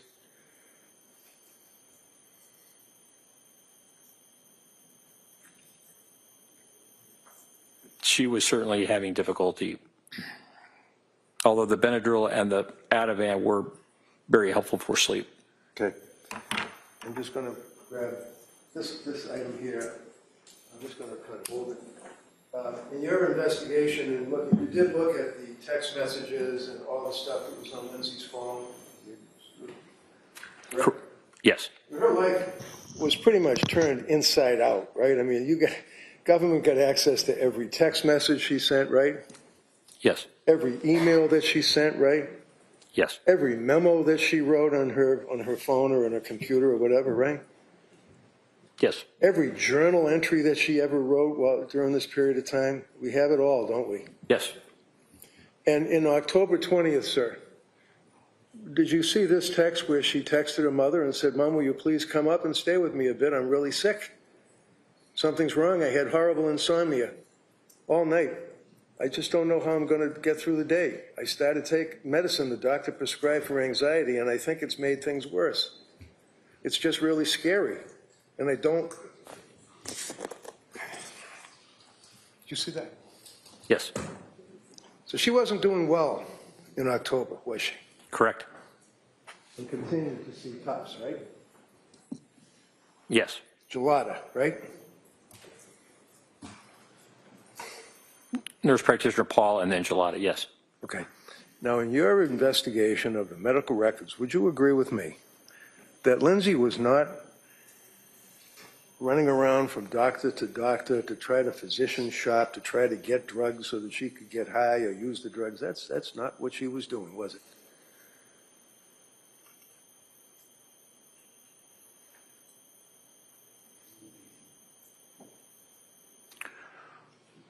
Ms. Clancy expressed concerns that she was not following a plan and that it would have been better for her had she tried to stick with a plan. Is that one sentence in all of the medical records where it makes reference to the fact that she said something like, I should have stuck with the plan? Is that what you're referring to? Yes. Okay. My question, sir, was Dr. Tufts, Dr. Paul, Dr. Gelada. Nurse practitioner Paul and Gelada. I apologize again. That's all right. My bad.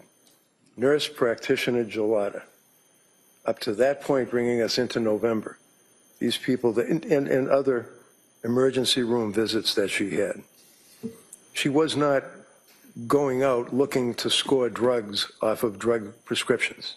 Is that fair? Correct. And she, in fact, looked up Tufts, but she didn't even know who Tufts was. She went online and Googled postpartum depression and found an expert. Isn't that right? That's my understanding. But she was only practicing for like a month or two. Was she, in your opinion, to a reasonable degree, a psychiatric certainty, an expert? Objection. Overruled.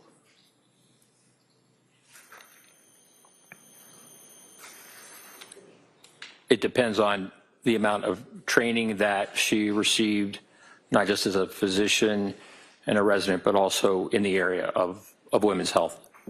So the young lady goes online, Googles, trying to get help, goes to see the expert, Dr. Tufts, ultimately deals with nurse practitioner Gelada and counselor that worked in that medical field business, Letitia Dukes, I believe is her name. Right. And then she had the need to go to an emergency room and went to Mass General Hospital, right? That's right. And she was with her husband, Pat, right? Correct. And she had been complaining about lack of sleep, insomnia, right? Yes, as I understand. She had been complaining about inability to emote, feeling hollow, not myself, right? Correct. And a number of other complaints that were brought to the fore. And the hospital made a recommendation that she go to McLean Hospital, which is a locked ward mental institution in Massachusetts, and she chose not to do that, correct? That's right. So then what she did is went back to her home and immediately hooked up again, if you will, with Tufts, right? That's right. In December, one of the people at the South Shore perinatal unit advised her to go to a hospital that specializes in postpartum women. That would be Women and Infants Hospital in Rhode Island, right? That's right. And she went there like the next day, right after they called, right? Yes, I think they fit her in pretty quickly. Was it maybe the 20th of December? And her husband dropped her off for that day program, right? That's right. And she participated with the coloring, with the conferences, or with the discussions, and evaluations with the doctor, right? Yes. For about 8 hours. It was about an 8-hour day, right? Something like that. And on that day, in December 20th, she was turned away, basically, right?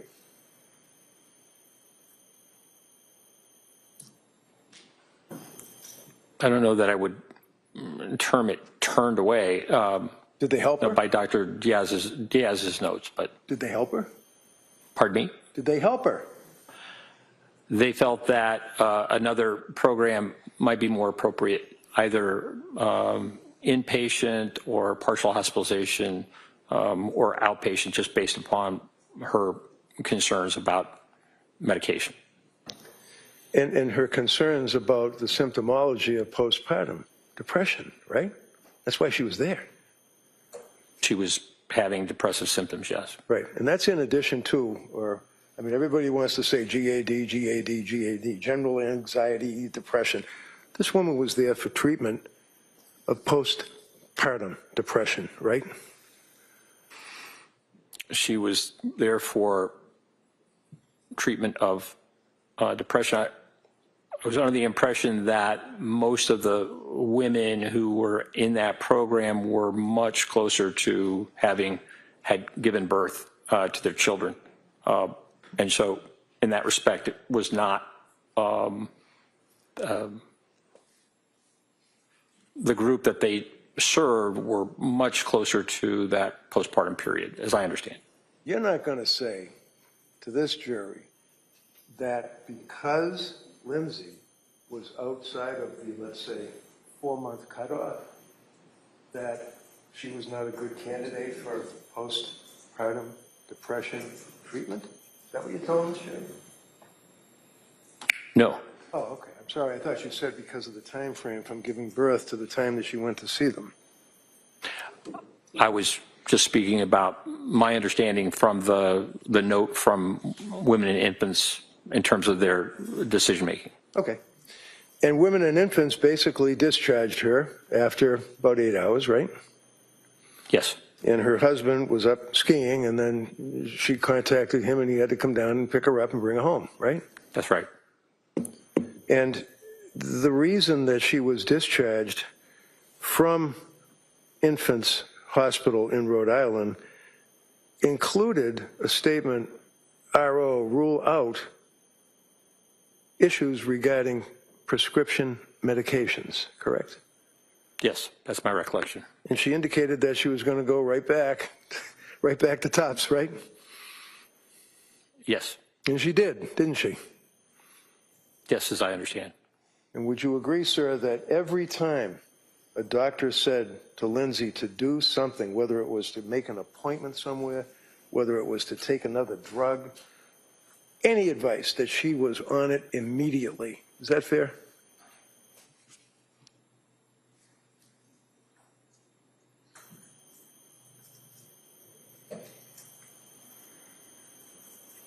She attended her appointments, yes. Well, not just that, she attended them right away. She was told, for example, at McLean, you read those records, that she should hook up with her provider, and she did the very next day, right? Yes. Okay. So she wasn't avoiding seeing healthcare professionals, was she? No. And she was continuing to express concern about her state of mind. She felt that her mind, her brain was being damaged. Isn't that right? That's right. Those are in the records, right? Correct. And she felt that her brain being damaged was permanent, and she was never going to get better, right?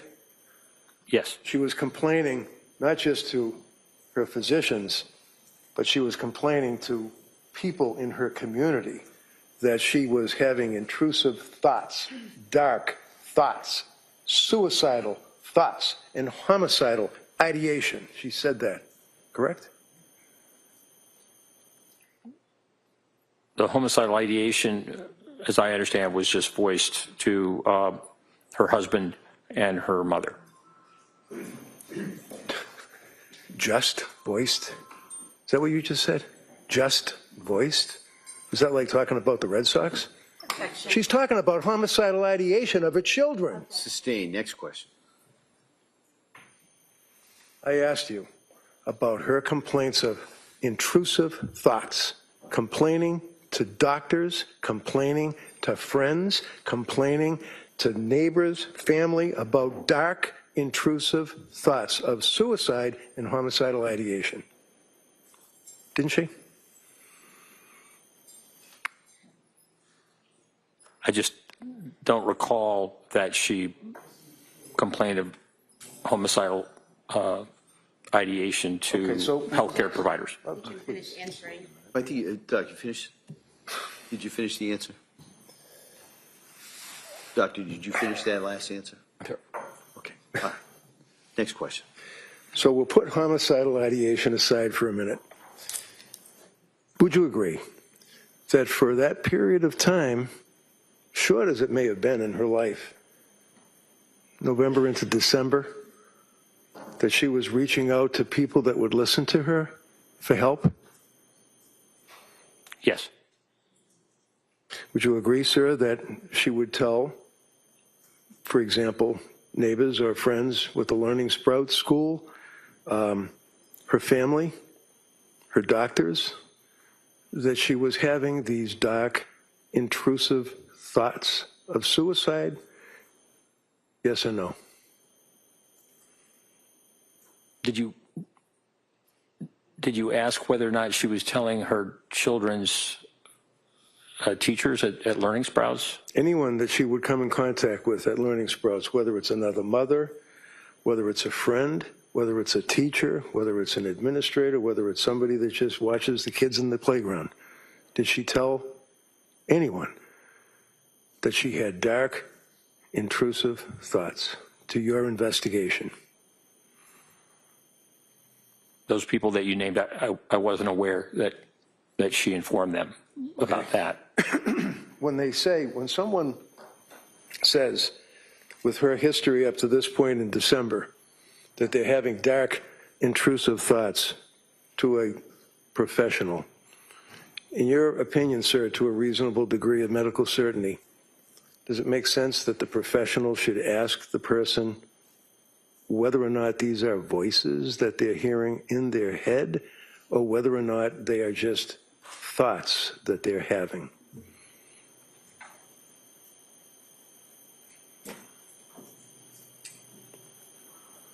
Certainly exploring that is important. And would you agree with me, sir, that when you have a young woman that, again, by all accounts, done nothing wrong in her life, exemplary citizen, has these issues and sees the doctors that, to a reasonable degree of medical certainty, a physician should do a little bit more than asking, do you have a plan? I mean, is that accepted practice, just to say, do you have a plan? And if they say no, you're okay. I wasn't aware that that was the only question. Okay.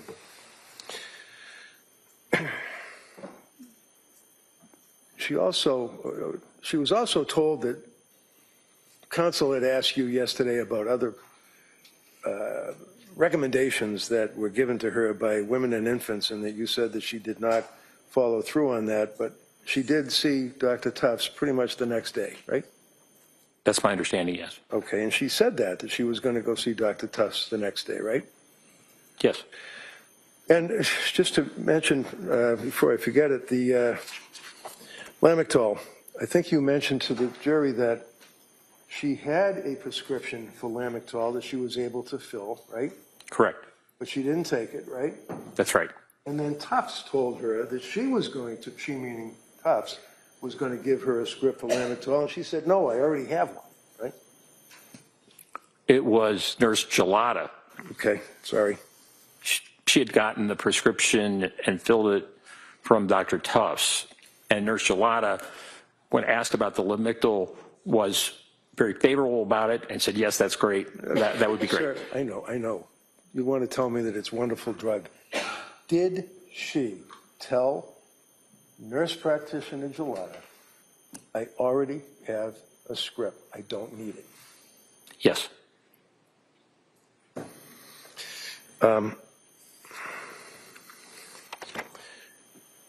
Among other things, when people are in trouble and they're having dark suicidal thoughts, whether or not it's voices in their head, whether or not it's thoughts that they can't go on anymore, they can't live life, they have to kill themselves, many times they're told to call suicide hotlines, right? Yes, Aspire. Aspire. What is Aspire? I don't know what it stands for, but it is a hotline that Ms. Clancy called twice because of her suicidal ideation. When did she call Aspire, saying that she had thoughts of killing herself?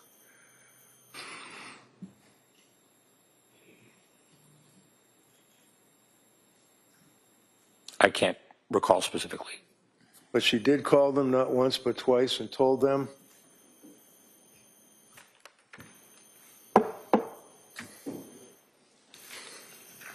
So she complained and told them that she was going to kill herself, right? Twice. Right? she spoke to them about suicidality. So here's a young woman with all of what she's been through who now is to the verge of killing herself and reaches out to people that her health care providers told her to call for help, said that she was going to kill herself, and what did Aspire do?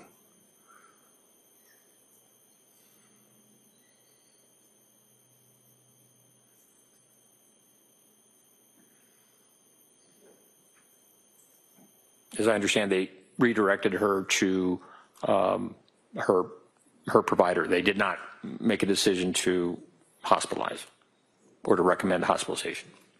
They didn't make a decision to do anything. Objection.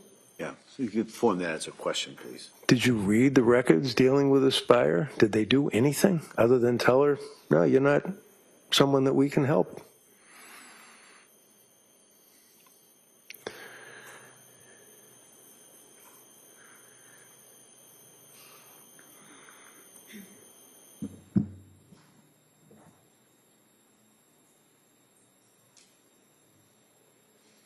I know that they were not responsive to her suicidality because she did not indicate that she had a plan. And did you read a transcript or listen to a tape, or how do you know that?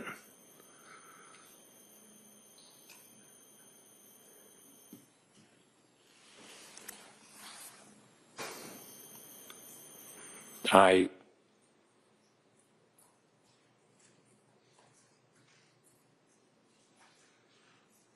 recall it someplace in the documents, it being referred to, but I can't tell you exactly where. So this, sir, obviously is a murder trial, and you are a witness for the government, and you've indicated that you've read the records. You just told this jury that in the conversation that she had with the people from Aspire that she expressed suicidal ideation and was asked if she had a plan. Where are you getting that from?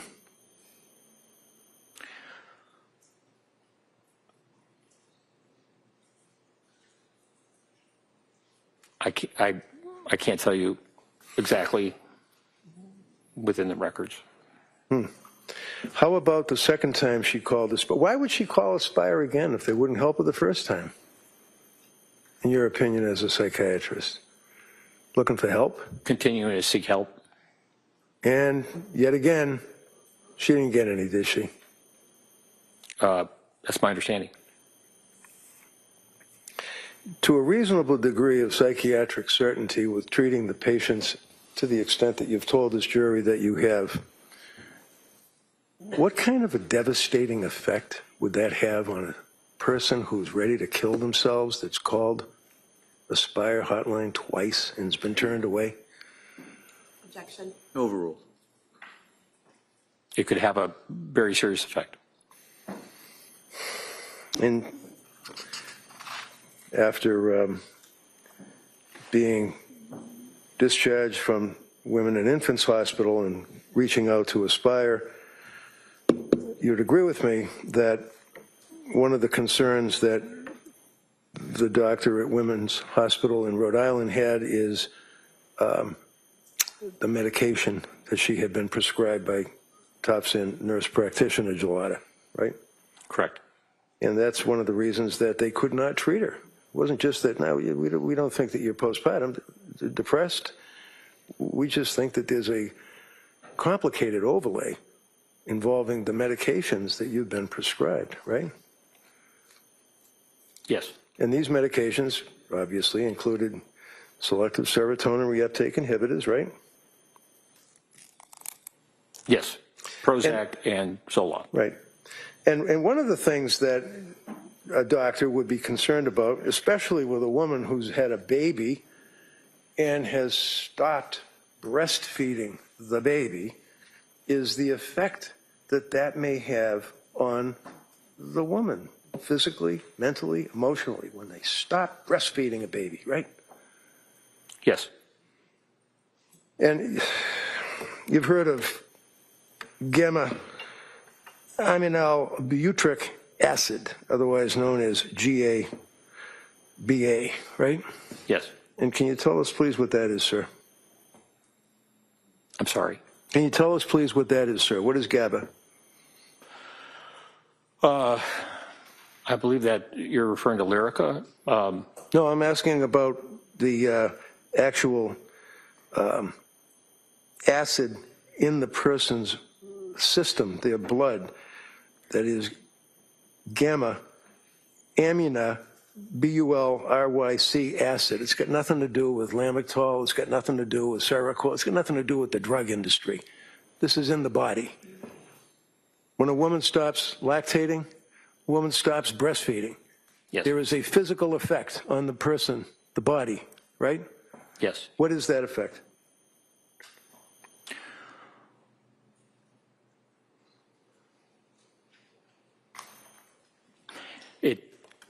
It depends on the individual.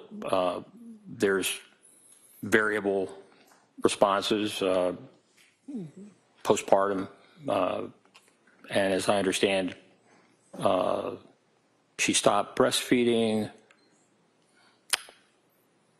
around October, by October 21st or so, when the Ativan was started. Would you agree with me, sir, that the GABA, make it easy to type, is basically affects, its primary effect is on the neurotransmitters in the brain, right? Yes. Okay. That sounds pretty complicated. Neurotransmitters, I mean, is that like where you have a spark plug on a motorcycle and you can actually gap it and get it to kick over? It's a neurotransmitter in the brain? That sounds like it. Well, yeah, it's more complicated than that. I figured. Obviously. But nevertheless, it's still basically, you're talking about the actual organic matter of the brain, right? Yes. And would you agree, sir, that when a woman is pregnant, that there are progesterone hormone surges during that pregnancy? Yes, there are hormonal changes. Their hormone doesn't just change, it can actually surge, and it can be quite impactful to the person, right? Yes. And would you agree with me, sir, that one of the metabolites of progesterone, which has been unleashed when a woman is pregnant, with the progesterone hormone surging through their body, that you have a metabolite that actually enhances or increases the GABA activity of the neurons in the brain, right? It can, yes. And what is that metabolite, sir, that increases that activity in the very organ of the brain? I can't tell you. Is it a allopregnanolone? If you know? No. No, it's not, or no, you don't know? I don't know. Immediately after a woman has a baby, would you agree, sir, that the progesterone that we just talked about and the allopregnanolone that you don't know about drops precipitously according to the medical treatises, right? Objection. If he knows, he can answer that. Yes. And what does that mean, sir? Tell me, when it says that the progesterone and the allopregnanolone in the body drops precipitously. What does that mean, precipitously? That means rapidly. And a sudden drop, sir, you would agree has a significant potential of causing serious GABA dysfunction, right? That certainly would be possible. Do you know that, or are you just agreeing with me? I'm agreeing with you. Okay. Do you want me to keep going? Want to take a short break? I don't care. I'm just saying that. Yeah, why don't we take the morning recess at this point? All right. Court, all rise, please. Jurors, kindly close your notebooks. On chairs. This way, please.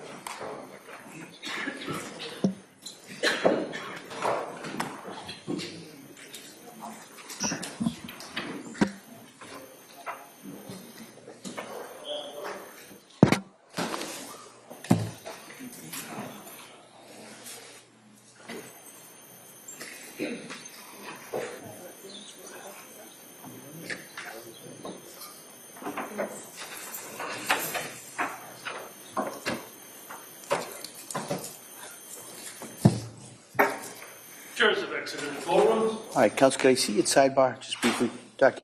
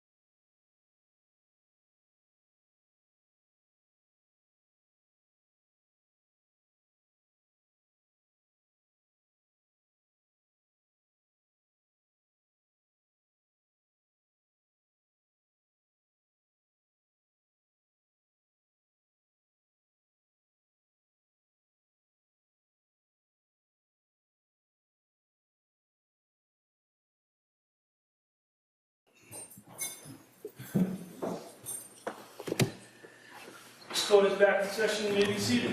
Your Honor, for the purpose of the record, we return back to the trial of Commonwealth versus Lindsay Clancy. All parties are present excluding the jury. All right. Counsel, we ready for the jury? Yes, Your Honor. Yes. All right.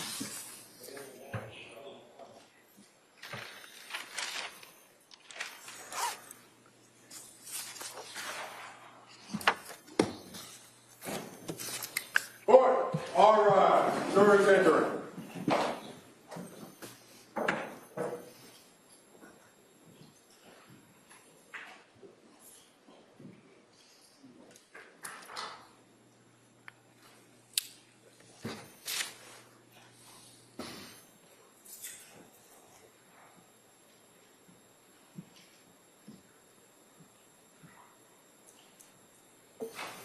This court is now in session. Please be seated. Your Honor, for the purpose of the record, we return back to the trial of Commonwealth versus Lindsay Clancy. All parties are present, including the defendant and including the 18 jurors. All right, counsel. Thank you, Judge. Sir, when we left off, I believe the question was that, and you agreed, the sudden drop can cause significant GABA dysfunction.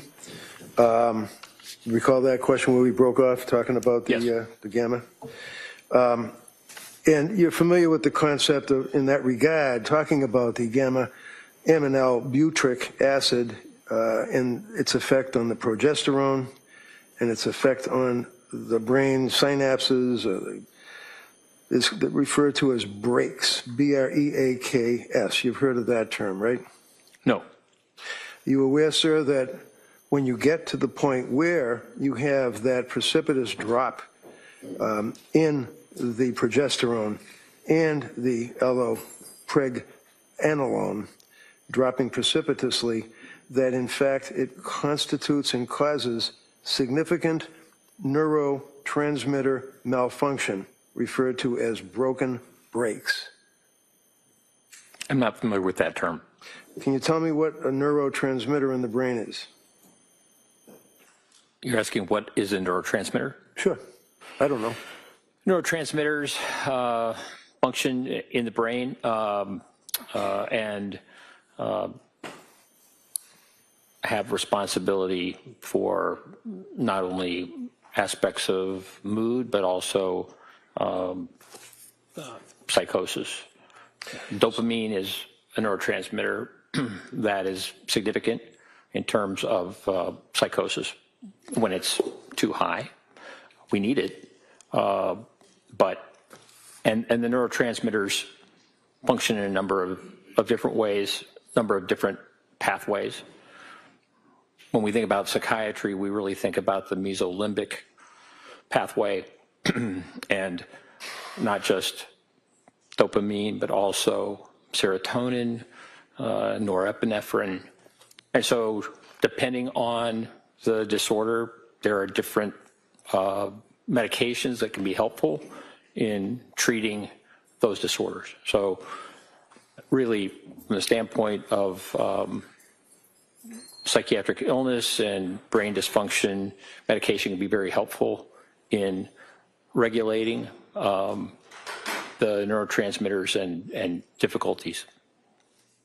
Have you heard of the broken brakes hypothesis as it relates to the impact of the precipitous drop of progesterone in the enhancement of the GABA activity? Have you heard of that concept?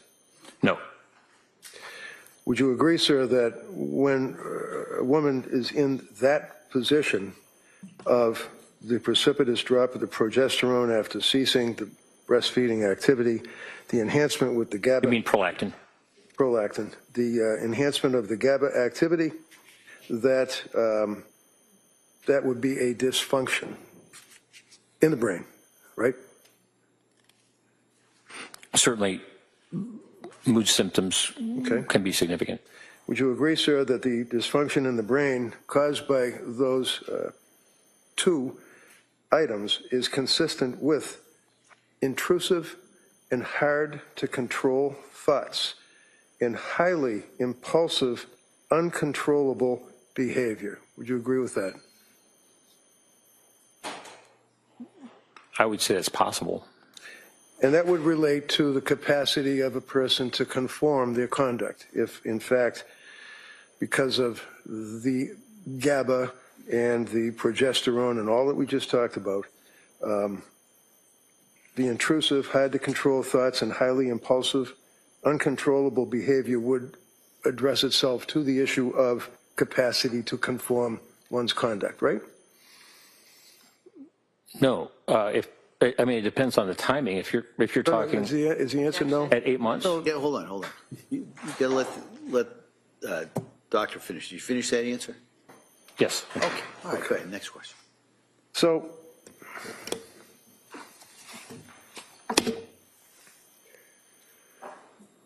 did I hear you say that Patrick is the source, the third-party collateral source of Lindsay saying, I tried to kill myself? Is that what you said?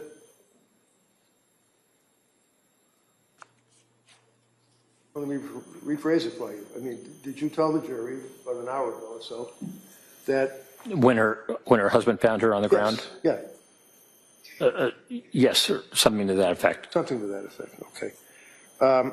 And did you listen to the 911 tape when Patrick was actually speaking with Lindsay as she's laying prostrate in the snow on the ground with the broken neck and the slashes and the slits? Yes, I did.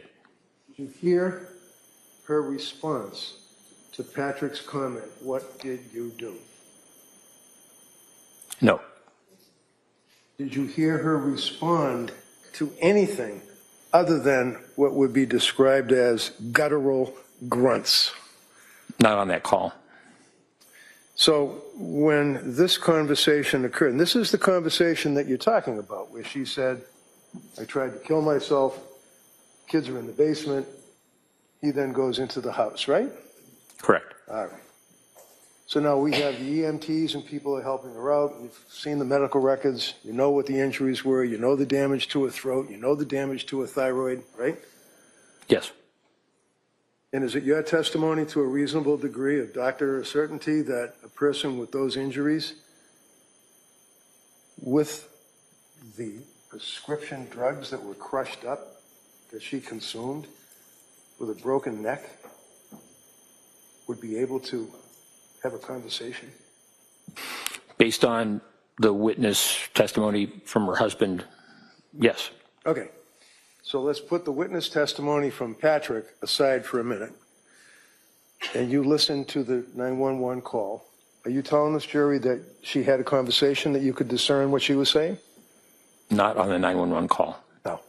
Would you agree that they were all grunts? Yes, from what I heard. So Patrick goes in the house, relates the fact that he found the children, and you told the jury that his office door was closed, is what he said. Is that right? Yes. Where did you get that from? I believe Patrick told me that. Is that in your report? Yes. And when he told you that, when was that conversation that you had with Patrick? When I interviewed Patrick Clancy. Okay. So you read the grand jury minutes, right? Yes. You read the police report, right? Yes. You know that Patrick went up the stairs, and when he went up the stairs, the door was locked, right? Meaning the bedroom door, not the office door. Correct. And then he was able to open the door, right? Yes, with a key. And there was blood on the doorknob, right?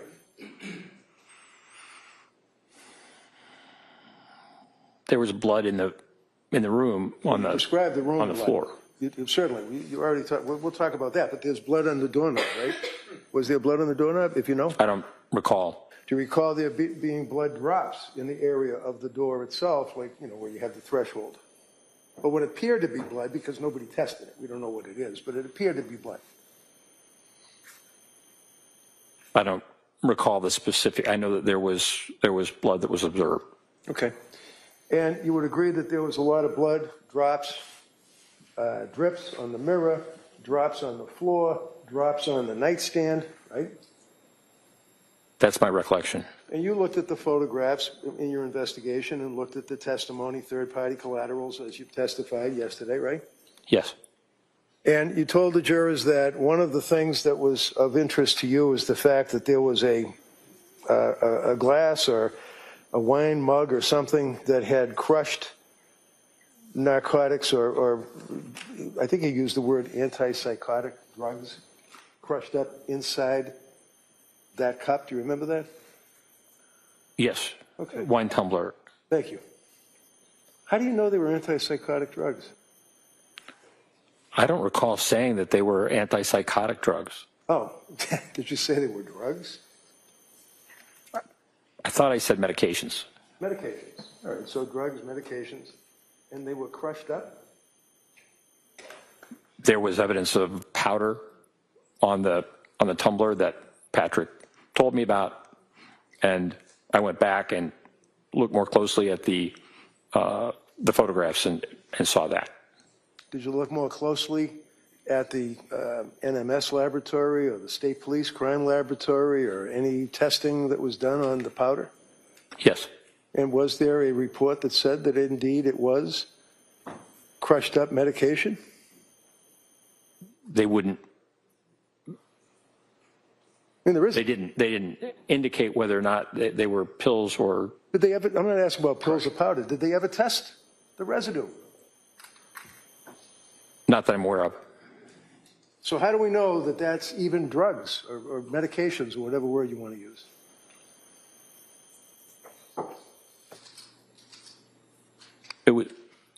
It was Patrick Clancy's observation. So basically, when you're testifying, sir, and you're waxing on about all of the facts of the case that you took into consideration prior to your opinion for the DA in this case, you're getting a lot of it from Patrick, is that right?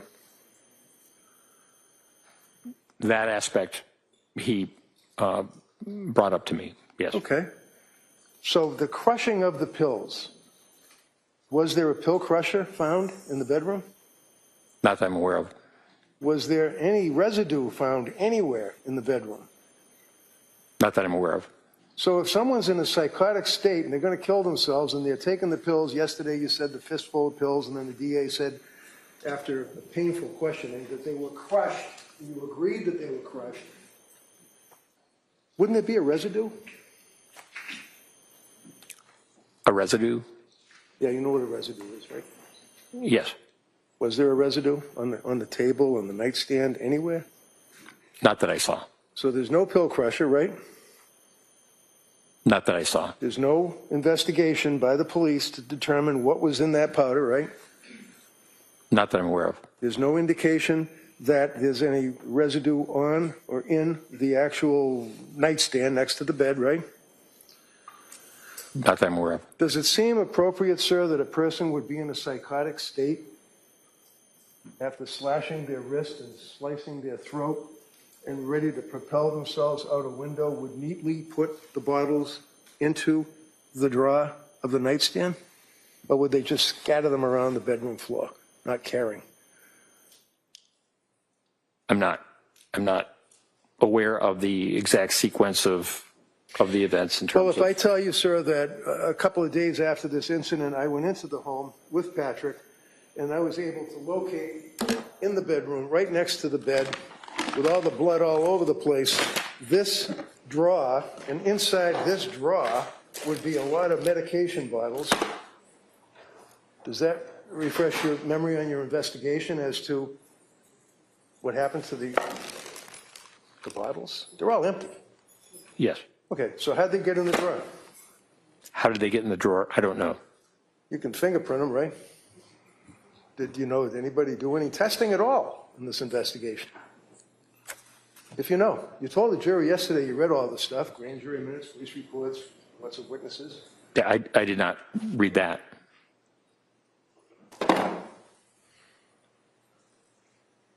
Is it your understanding, sir, that a person can be in a state of psychosis and I guess misremember something? Yes, Or have a false memory? it's possible. Did Lindsay tell you that she slashed the screen with the big turkey knife? I'm sorry, can you repeat that? Yeah, did she tell you that she slashed the screen with the knife before she went out the window? Yes, that's what she told me. But the screen wasn't slashed, was it? Do you think she was malingering and lying to you at that point, sir, when she told you that? No. Because one of the things you told this jury is that what stood out to you is, I think you made reference to the fact that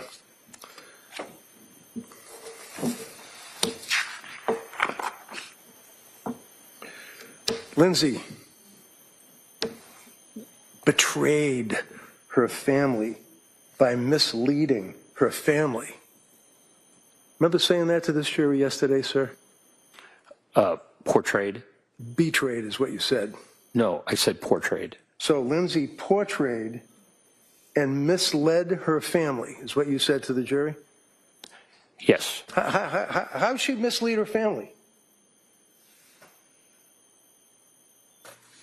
Well, in text messages, for example, in the days prior to the event, her parents had visited over that weekend, and the communications that she was providing did not give a sense of her state of mind regarding suicidality. You kidding me? They stayed up in their house to help them. Sustained. Next. They stayed at the house, didn't they? Yes. Why did they stay at the house? I'm sorry. Why did they stay at the house? They were visiting. They were staying at the house. They weren't just visiting. Objection. Overall. Sleep over? As I understand. Okay, as you understand. How long did they stay at the house and sleep over? I think they came up for that weekend. They weren't there constantly. No, They came back and forth. back and forth. Well, they stayed about 4 days, 3 nights. They stayed continuously and stayed at the Clancy home. You knew that from your investigation, right? Yes, that's my yes? recollection. The answer is yes, right? Yes. Okay. So they're staying at the same time. You're telling this jury that she's sending text messages basically saying, I'm okay, I guess. Is that right? Following their departure, there were the photographs that Lindsay Clancy sent to her mother. She didn't send her mother photographs showing that she was smiling or happy with her family, did she? I think there was a photograph of her and the children by the snowman. No. Is that a bad thing to do that and send a picture of you with your kids making a snowman to your parents? No. Is that something, in your opinion, Dr. Sadoff's opinion for the district attorney, that a person who is involved with postpartum psychosis, postpartum depression, wouldn't take a picture of the snowman and their kids, send it to their mother?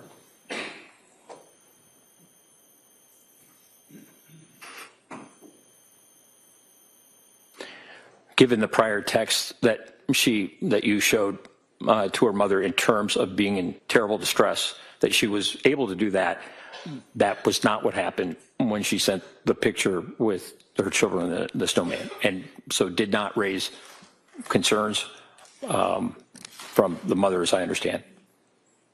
Did you talk to the mother? Pardon me? Did you talk to the mother? No, I tried to. Did you review police reports or statements? You tried to? How'd you do that? What'd you do, call her up and say, I want to talk to you? No. Did the district attorney call him up? I asked Ms. Clancy who would be good for me to speak with, and she said her husband and her family. Okay. So based on that, what did you do? I contacted the district attorney, and I... Which one? Which one of these two? Ms. Sprague. Ms. Sprague. Okay. You spoke to Jen Sprague, and what did you say to her? Sprague. What is it? Attorney Sprague. You spoke to Jen Sprague, and what did she tell you? Attorney Sprague. She told me that she would reach out and attempt to see if I could interview Mr. Clancy and Ms. Clancy's family. Okay. So did you do that? Did you reach out to her mother? Did I reach out? Yeah. No. Okay. Did someone tell you that she wouldn't speak to you? Yes. And when was this, sir? About 2 months ago?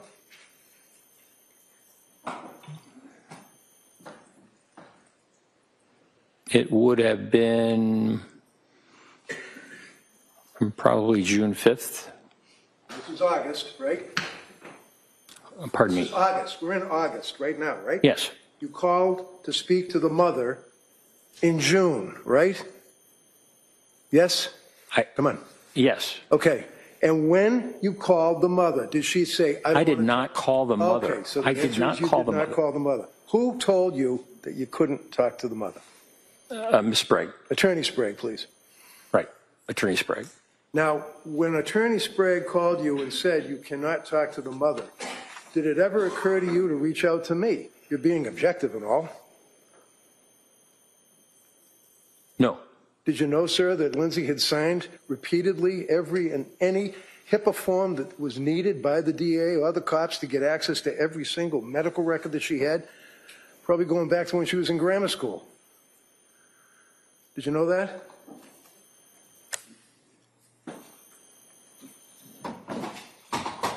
I know she's been open to it, and she told me that she would like for me to speak with them. Right. And she's been open to pretty much anything and everything that was asked of her as far as signing documents, getting medical records, doing interviews, videotaping, making appointments to talk to guys like Mac in Helbron and you in Tewksbury Hospital, right? I'm sorry, can you repeat the question? All of your investigation, sir, led up to the fact that you were going to meet with Lindsay 2 months ago, 2 months prior to our beginning this 5-week triple murder trial. Is that fair? That's true. And you told this jury that you wanted to establish a rapport with this kid? Yes. Do you think for 1 minute, when you're trying to put her in jail for her life, that she Objection. wants to talk to you and have a rapport? Sustained. Next question. Did you establish a rapport? I believe so. She was cooperative. Yes. She was polite. Yes. She was pleasant. Yes. And I asked her at the end if there was any question that I had asked that made her feel uncomfortable, and she responded in a positive way. Okay. One of the things that you told the jury is that you felt that she was malingering, or basically lying. I guess you were telling the jury, in your opinion, that she was making stuff up to make herself look like she's crazy when she killed the children. Is that what you told the jury? I didn't use those words. No. You're a little more finesse than I was. But nevertheless, sir, you're talking about malingering, right?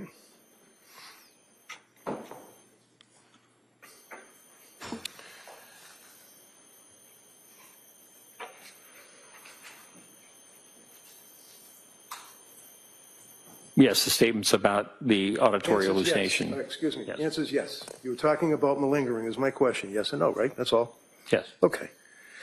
And when you're talking about malingering, sir, basically that would be when a person finds it in their interest to basically exaggerate or lie to an investigating psychiatrist, right? Correct. And that would be because it's in their interest, like I want to pretend that I'm crazy so a jury thinks I'm crazy and I don't have to pay for a crime. That would be in a criminal sense, right? Yes. Workman's comp cases, you know, a guy gets hurt in the truck and then they end up having interviews by guys like you to make sure to see if, in fact, they're legitimately hurt for a workman's comp claim, right?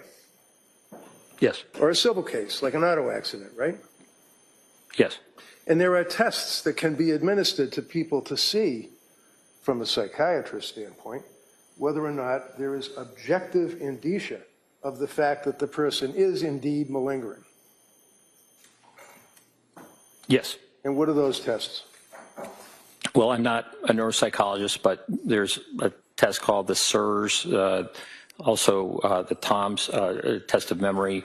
So there are certain tests that can be given by neuropsychologists to assess malingering about certain aspects, certain issues. You've also heard, I imagine, of the MMPI, which is the Minnesota Multiphasic Personality Inventory Test, right?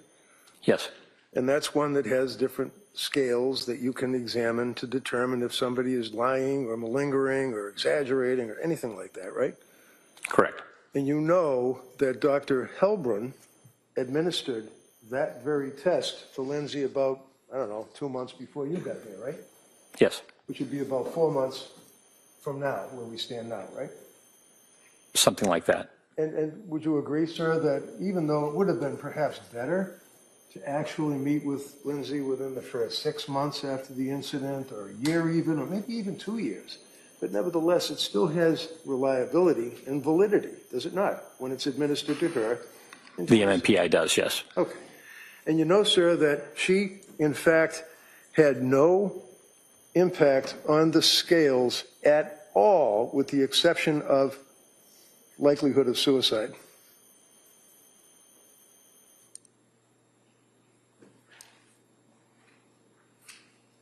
Yes, that's my understanding. Indicating that, as far as that test that was administered to her by Dr. Helbrun, did not have any evidence at all. This kid was lying, exaggerating, suppressing anything. She was being truthful, right? Objection. Overruled.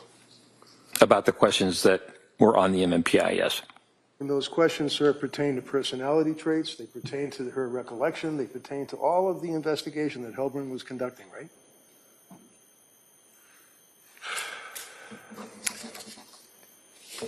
No. Okay. So, when the tests were administered and the results were provided, would you agree with me, yes or no, that specifically the test indicated that she was not malingering? Yes. Okay. You mentioned one of the other things that you were concerned. Oh, by the way, would you agree with me that Dr. Philip Resnick, as you indicated, is like a world-renowned person on filicide, or the killing of your children? He's also a person that is in the forefront pretty much worldwide on malingering, right? Yes, he has written about that. He's done more than write about it. He's basically given hundreds of lectures and many, many, many learned treatises all about people that lie to psychiatrists to try to get away with something, right?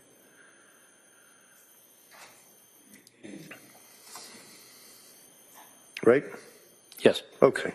And you know, sir, that Dr. Resnick examined Lindsay, and one of the first things that he did was determine whether or not, in his opinion, she was malingering, lying, suppressing, exaggerating, or doing anything like that, right? Yes. In his opinion, sir, when you read his report after all the testing, his examination, is that she was not lying to him at all. Isn't that right? Yes. One of the things that you referenced, sir, was you felt that Lindsay was lying about standing at the refrigerator and making chicken McNuggets or whatever, and carrots or peas or something.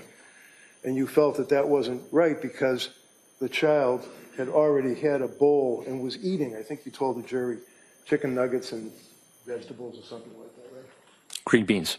Green beans. Have you looked at the photograph, sir, that's in evidence in this case about that bowl? Quite some time ago. Does that show any residue of chicken nuggets or green beans in the bowl? Not that I recall. No, it shows like sliced up residue of a cucumber, possibly a carrot, like vegetables, right? Not that I recall. So there are 3 kids, one of which is an infant who obviously pretty recently got finished breastfeeding, is on the bottle, so he's not going to eat chicken McNuggets, right? Right. So we have 2 young children that have to be fed, correct? Yes. You have 2 young children that Lindsay indicated that she was at the refrigerator getting the chicken and the vegetables so that she could feed the kids, correct? Yes. Told you that she would not give the kids chicken McNuggets and vegetables in a bowl, that she would have a plate, right? Not necessarily. So when she was at the refrigerator, sir, it's your understanding that she was not being truthful? Telling you that? Is that what you're telling the jury? I think what I said was very inconsistent with what she had told Dr. Spinelli. So when she's at the refrigerator and telling you, your interview, I know you imported Dr. Spinelli's report, you imported Dr. Resnick's report, you imported Dr. Zeisel's report. When you were talking to Lindsay, did she tell you she was getting food for the kids out of the fridge? That's my recollection. Now, with all of the understanding in your testimony, sir, about the voices, correct me if I'm wrong, you're telling this jury and Dr. Satop's opinion, based on your experience and all of your writings and everything, that when one hears voices, they would be internal or external? To be legit. They can be either. Really? I'm sorry, I thought you said that they had to be a particular type, like not internal. If they're internal, they're probably lying. But that's not true, I'm wrong? The voice that Ms. Clancy told me about during the time of this event, she said was external. Okay. And is that consistent with your understanding, sir, of the research on auditory hallucinations? Well, some auditory hallucinations can be internal. So, for people who are psychotic. and you were aware, sir, that Philip Resnick, Dr. Resnick, did publish the article in the International Journal of Law and Psychiatry in 2014 in conjunction with Simon McCarthy-Jones. You're aware of that? Yes. Treatise, yes. And would you agree with me, sir, that in fact, just if some doctors might feel that hallucinations auditory must originate from the exterior as opposed to interior, would you agree, sir, that in this article, claim number 1, doctors may say, voices are typically heard as coming from inside the head, with the corollary that voices heard as coming from outside the head are atypical. Would you agree with that? That was not my recollection of the research. That Okay. I understood that it was a minority of. No, excuse me. It doesn't matter what you. Oh, hold on. Good. Next question. I'm going to approach you with the article. We've already established. Go authored it, right into it. All that. Okay? It was quite some time ago. Sure. Let me put your papers over here just so I don't knock them over. So, if we can share that? Do you want me to say it? No, I want you to share it. Put it right here so I can look at it. Okay, all right. Would you agree, sir, that it says voices are typically heard, this is a claim number 1, in other words, doctors would feel voices are typically heard as coming from inside the head, with the corollary that voices heard as coming from outside the head are atypical. Did I read that right? Yes. Okay. And what does atypical mean? Atypical means unusual. All right. And this article is saying that there are psychiatrists that feel that voices heard outside of the head, auditory hallucinations, are indeed not legitimate. Is that fair? That was the old original way of thinking. That was the way it was taught at one time. That they had to be external for someone to actually be experiencing psychosis. Okay, so we agree then, as Dr. Resnick indicates, that the research evidence does not support the claim that internal located voices are emblematic of genuine AVH, Auditory verbal hallucinations. and externally located voices are atypical. We cite a particular word, correct? Yes. For example, he says, the largest study on this question Matthew Jones was in 2012. That's what you're referring to as the old research, right? Oh, whenever you were in med school, you talked about too. That would have been. Yeah, I was speaking about very old. Okay. Basically found that of 199 psychiatric patients, 81% who have been diagnosed with schizophrenia, 38% heard both voices coming from inside and outside their head. Did I read that right? You did? So when Lindsay indicated to you that she indeed heard a loud auditory hallucination, voice, deep male, commanding her to do what she told you, that was external, correct? Yes.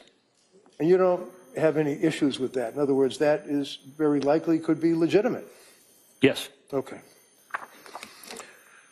Now, if you take a young woman who, as the evidence has shown, is suffering with her medical condition or psychiatric condition and seeing doctors and being prescribed medications and reaching out to people for help and suicide hotlines and people down in Rhode Island and McLean Locked Wards Institute.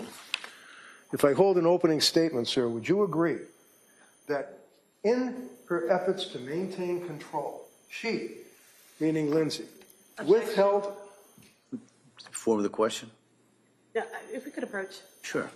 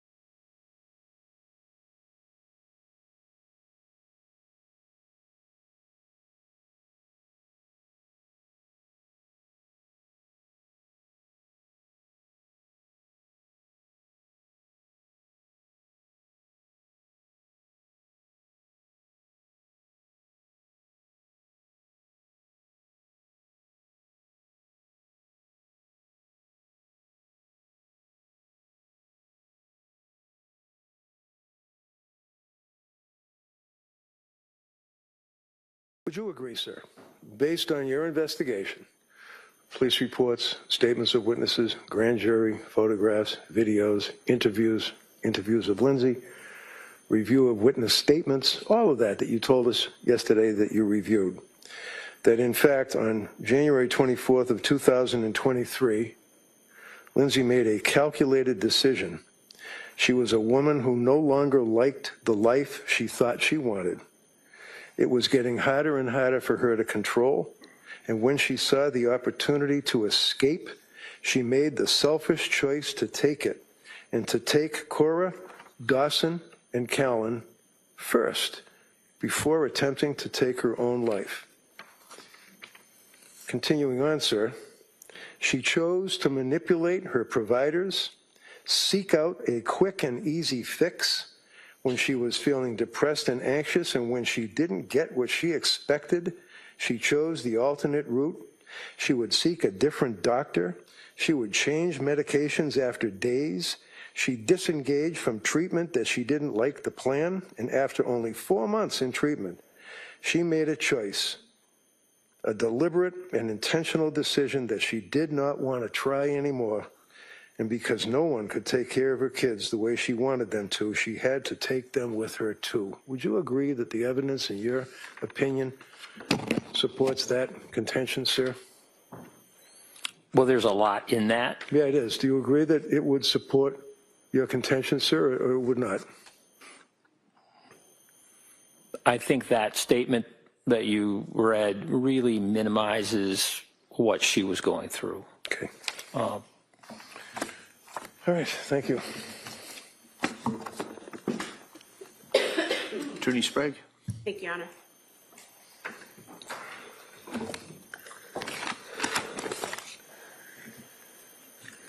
Sir, you were asked during cross-examination about your work as a forensic psychiatrist for the Bureau of Prisons and for the prisons in Virginia. And about that work and kind of minimizing what your experience was there. What was your work there? What did that entail? Well, I continued to work there, and I continued to teach students in that system. Seeing patients who are inmates in a number of different facilities, men's and women's facilities over the years, and doing assessments, evaluations, making determinations about treatment and the like, gathering information. So really treating these inmate patients as patients who have significant mental illness and really require the best treatment that we can provide in the system. And during the course of your many, many years working in that system and treating these patients, have you treated patients with psychosis? Yes. And does that include treating women with psychosis? Yes. And how often have you done that? I'm going to object. I didn't ask about it. He said two already. He's already said twice. Overruled. She may have that. Go ahead. Since 1992, Yes. so 34 years. How many patients have you treated in the prison system, women patients dealing with psychosis, approximately?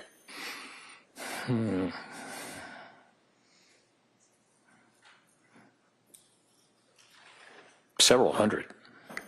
And are there certain common signs or symptoms that these women display who have psychosis?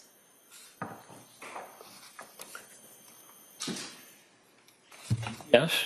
And what are those? Well, some have delusions, fixed false beliefs about certain things, though they can present as being psychotic that way. Also, they can present with hallucinations, what we call perceptual disturbances, and generally they are, in most cases, auditory hallucinations, auditory verbal hallucinations. And they also can present with disorganized thinking, having words, making up words that have special meaning, really having a great difficulty communicating. And you also mentioned that you all worked for a state hospital for, I think you said 15 years, is that correct? Correct. And did you treat patients with psychosis during those 15 years? Yes. And did those include women with psychosis? Yes. And in terms of your treatment of women with psychosis, were you responsible for diagnosing them with their underlying mental condition? Yes. Diagnosing psychosis as being one of their symptoms? Correct. And then treating the underlying condition and the symptom of psychosis for those women? Yes. And you did that for approximately 15 years, correct? Yes. And you mentioned two specific patients, females that you dealt with postpartum depression or postpartum psychosis. Do you recall that? Yes. And what did you learn from treating those two patients? So those are the two patients that are mentioned in the case reports. Which case reports? The case report about postpartum psychosis that was written. On the medication interaction? Yes. Are you asking how those patients presented? Yes. Okay. There were, as I recall, it's been a while since I've looked at the paper, but one was an 18-year-old woman who had delivered her child and had decided not to take, or that she did not want to breastfeed. And so in those days, this medication, bromocriptine, also called Parladel, was given. And we found that within, I think, just a couple of days of the time that she was given this medication, she became convinced that she had to kill her child. And I believe that she was experiencing auditory hallucinations, and she was so distressed about that she wanted to kill herself and was suicidal. And that was how she was brought to our attention. In evaluating her, we removed the Parladel, the bromocriptine, and she responded and resolved her symptoms, her psychotic symptoms, and we were able to discharge her back to her family. The other case, I believe, was another female, a bit older, maybe mid-20s, and she was also given this medication and also became psychotic. For her, it was more a manifestation of mania. She was hypersexual with her husband. She, I think, was quite hyper-religious, and she was... Doctor, sorry. in terms of her delusions, those were more of religious delusions? Pardon me? Her delusions regarding her child were religious delusions? Yes, I believe so. Okay. And once that medication was removed from that woman, did her symptoms subside? Yes. I think in that case, she was also given, she was so disruptive on the ward, taking her clothes off, et cetera, that she was also given antipsychotic medication for a period of time, and her symptoms resolved. And going back to the first patient that you described, you said that she had voices instructing her to harm her child. And was it as a result of her feelings of guilt for about those thoughts and voices that she was suicidal? Yes. Okay. So she wanted to kill herself instead of killing her children, correct? Yes. Now, you were asked by Attorney Reddington about your curriculum vitae and focusing in on terrorism, and is that your sole focus? And you said no. What has been your focus over your career? Well, from the time that I finished my residency, I've been very interested in public psychiatry. And so upon realizing the seriousness of mental illness within the prison system and the value of teaching psychiatry to students within the system, I began doing that while I was also doing work with the state hospitals, seeing patients, whatever. So I would say that of all the things that I do and consider myself, what is most important to me is working with patients. And it's the value of also being with students and having them learn from these patients is going to make them better doctors, even if they don't choose to go into psychiatry. So I see my identity actually as a clinician, and I have patients I'm scheduled to see. I was supposed to see some yesterday, and also I'm going to see patients on Friday. And Doctor, defense counsel asked you about the onset of postpartum depression and postpartum psychosis, and you had said that the DSM-5 lists postpartum onset within 4 weeks, correct? Correct. And he asked you about other organizations going up to approximately a year, correct? That's right. Are you aware that the World Health Organization has a clinical descriptions and diagnostic requirements for behavioral and neurodevelopmental disorders that has a section on mental and behavioral disorders associated with pregnancy, childbirth, or the PURPERIM, P-U-E-R-P-E-R-I-M, which does that mean during or after birth? Yes. And that in that section by the World Health Organization, they state that mental and... Objection. She's not going to read that to him, and then he's going to agree with it. She can ask him if he's read Well, it. let's hear the question first, and then I've been already. I'll assume there'll be an objection. Are you aware that in that section it states that mental and behavioral disorders associated with pregnancy, childbirth, or the purpurium are syndromes associated with pregnancy or the purpurium commencing within about 6 weeks after delivery? Objection. Overruled. I'll allow that, if you know that, Doctor. Yes. Okay. And are you also aware that there's a section talking about mental and behavioral disorders associated with pregnancy, childbirth, or the purpurium with psychotic symptoms that says onset of a syndrome involving significant mental and behavioral features occurring during pregnancy or the purpurium, i.e. up to about 6 weeks following delivery, is required for diagnosis? That's my understanding. And that's from the World Health Organization, correct? Yes. Now, you were asked about whether blood testing would be appropriate for a patient, and you said that it would depend on the history of the patient, the symptoms, the medication. Do you recall that? Yes. Okay. Did you see anything in the records about Lindsay Clancy that would have required blood testing? No. You were also asked about thyroid function and how sometimes you might want to test thyroid function in a postpartum woman. Do you recall that? Yes. Do you, are you aware that, reading from Exhibit 222, I believe, that Ms. Clancy's thyroid levels were checked when she visited the South Shore Hospital emergency room on November 16, 2022, and her levels were within normal limits? Yes. I just moved to submit this page from Exhibit 222, showing the thyroid levels.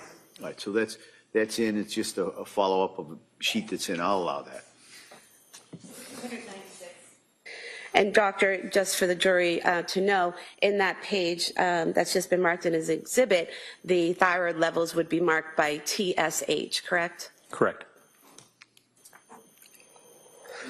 You were asked about Lamictal and the serious rash that could occur. You said that the serious rash is rare. How rare is it? Approximately 1 in 1,000. And you mentioned that millions of people take Lamictal with no problem at all, correct? That's right. And is there anything that providers do to be aware of the potential for the rash and to explain that to patients and to try to just basically keep an eye out to see if the patient's developing that symptom? Yes. And what is that? It's a medication that needs to be started at a low dose, 25 milligrams, and only gradually moving up. Finally, after a number of weeks, to a dose as much as 200 milligrams, perhaps even more. When the medication is given in a what we call titrated, slow process, the potential for this serious rash is greatly decreased. So it really is a medication that requires a slow titration. So the patient needs to be patient with that process, but it's now one of the most used mood stabilizers for bipolar disorder. That it really is a very important, valuable medicine for bipolar disorder. And you said that it's important to start at a low dose. Did you say 25 milligrams? Correct. And do you recall what dose Dr. Tufts wrote the prescription for Ms. Clancy? Yes. And what was that? 25 milligrams. And do you recall from the records whether the plan was, if she were to take it, to titrate in the manner you described? Correct. And putting aside whether or not someone chooses to take the medication because of a rash, is there any significance to the person, to a patient, being prescribed a medication and then not telling that provider that they chose not to take it? Yes. And what is that? Well, it really limits the provider in making other decisions. If a decision is made that a patient is not going to take a certain category of medication, it's helpful to let that provider know and say, I've decided against it. What are some other alternatives? Doctor, you were asked about lack of sleep potentially causing psychosis, correct? Correct.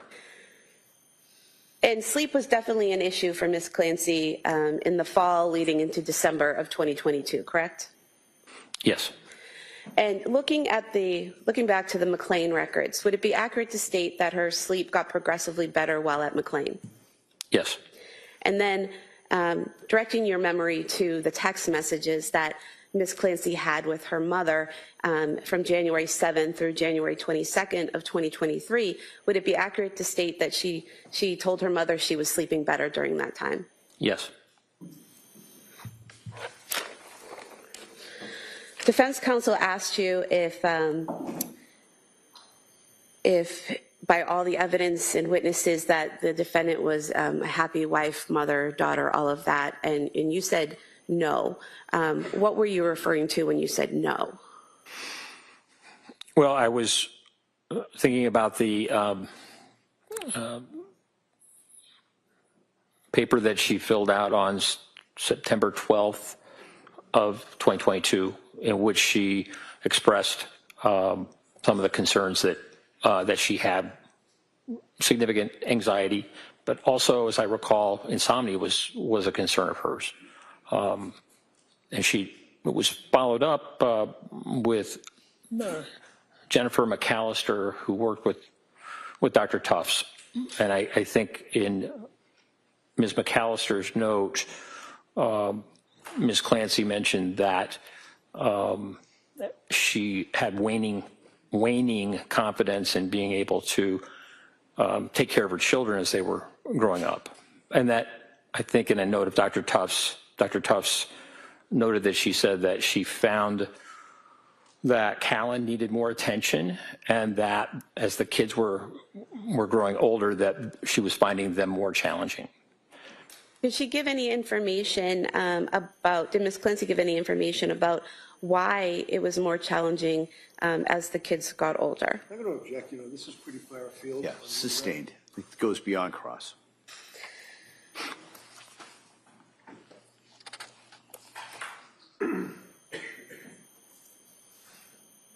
So, Doctor, defense counsel asked you about Dr. Tufts and her treatment of the defendant, and mentioned repeatedly how she'd only been in the practice on her own for a few months. Do you remember that?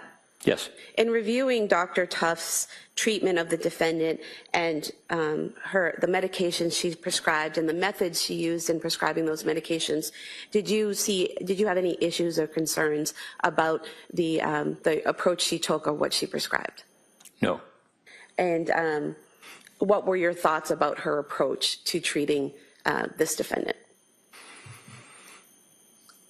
Well, possibly because Dr. Tufts was new and had just come into practice, she was more available. And so I think she was able to see Ms. Clancy over video 14 times. And for example, when Ms. Clancy was discharged from McLean, the request from McLean was that she needed immediate outpatient follow-up, and so Dr. Tufts arranged it the following day. And so there were some weeks where Dr. Tufts saw Ms. Clancy more than once a week. And I will also say that when Ms. Clancy decided to go to nurse practitioner Paul, and then saw Nurse Gelada, I think early December, it might have been December 1st, she then went to Dr. Tufts, and Dr. Tufts wrote a note saying that she felt uncomfortable making prescriptions while Ms. Clancy was going to another provider. But in that note, suggested that Lamictal could be helpful. So Dr. Tufts was very responsive to concerns of Ms. Clancy in terms of seeing her. Was seeing her weekly and saw her on the 23rd of January, and then had another appointment the next week and had talked about future treatments, possible treatments, esketamine, as well as TMS. So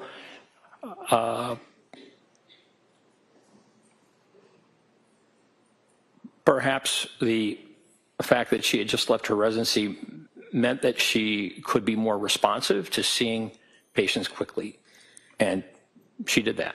And speaking specifically to the prescribing, prescribing which medications she's prescribed, which doses, what different options she tried.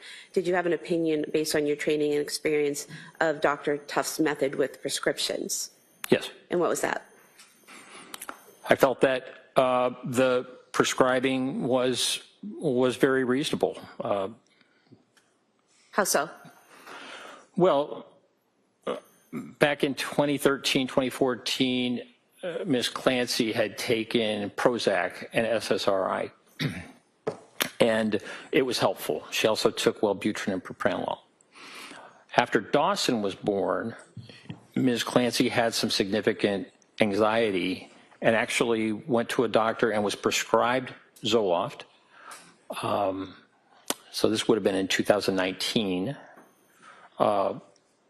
But then decided, 2019, early 2020, but then decided not to take the Zoloft. Her anxiety symptoms resolved. It was a difficult time, particularly as she got older because of COVID, but she decided that even though she had the prescription of Zoloft, she decided not to take it. The anxiety that she experienced after Callan's birth was more significant and lasted longer.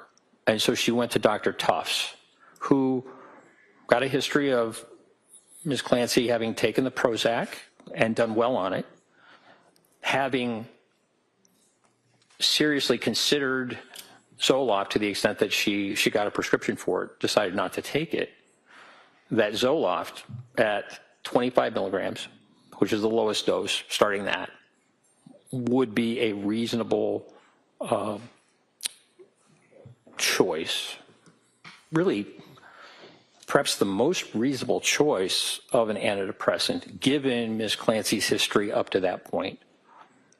I believe that there were only 7 pills taken.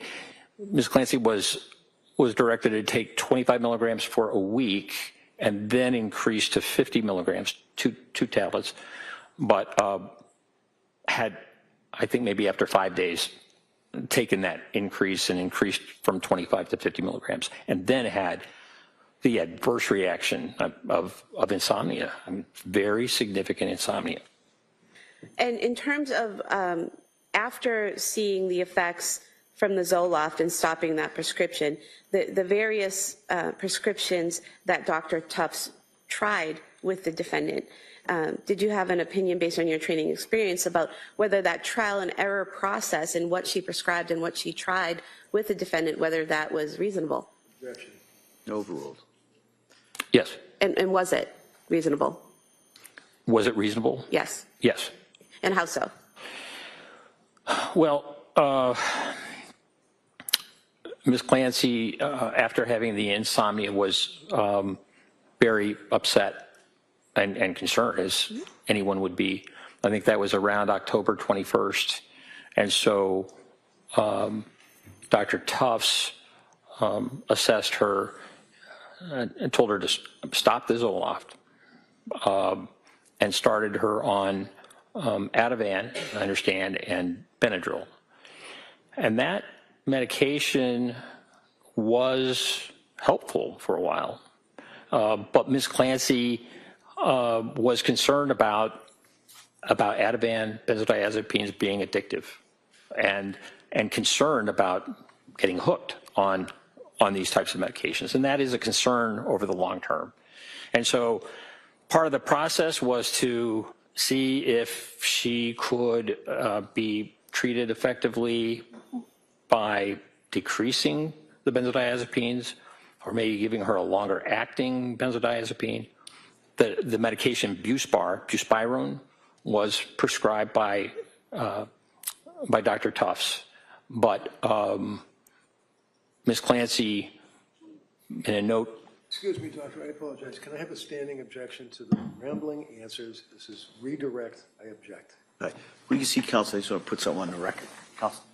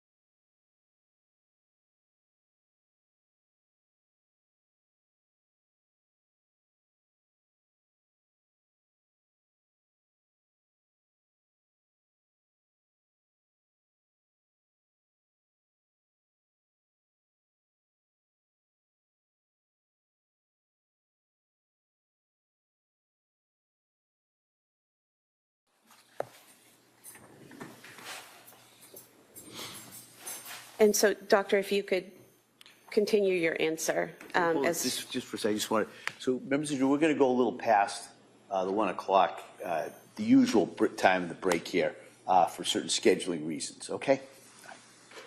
So if you could just summarize briefly what you said, that you thought that Dr. Tufts' approach was reasonable. If you could just summarize briefly why you thought her approach was reasonable. According to the notes and also the emails, communications with between Dr. Tufts and Ms. Clancy, I found Dr. Tufts to be very responsive to Ms. Clancy's symptoms and concerns in really trying to make adjustments according to how Ms. Clancy was doing. Thank you. And you were asked by defense counsel about her visit to Women and Infants Hospital and about the defendant. I believe what defense counsel asked you was that every time a doctor told the defendant to do something, she was on it immediately. Do you remember being asked that? Yes.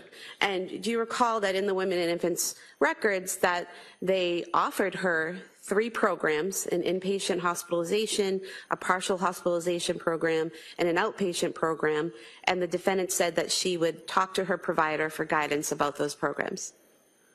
Yes. And do you recall reading in the notes and records of Dr. Tufts, nurse practitioner Gelada, that she never discussed those 3 programs with her doctor or her nurse practitioner, correct? That's my recollection.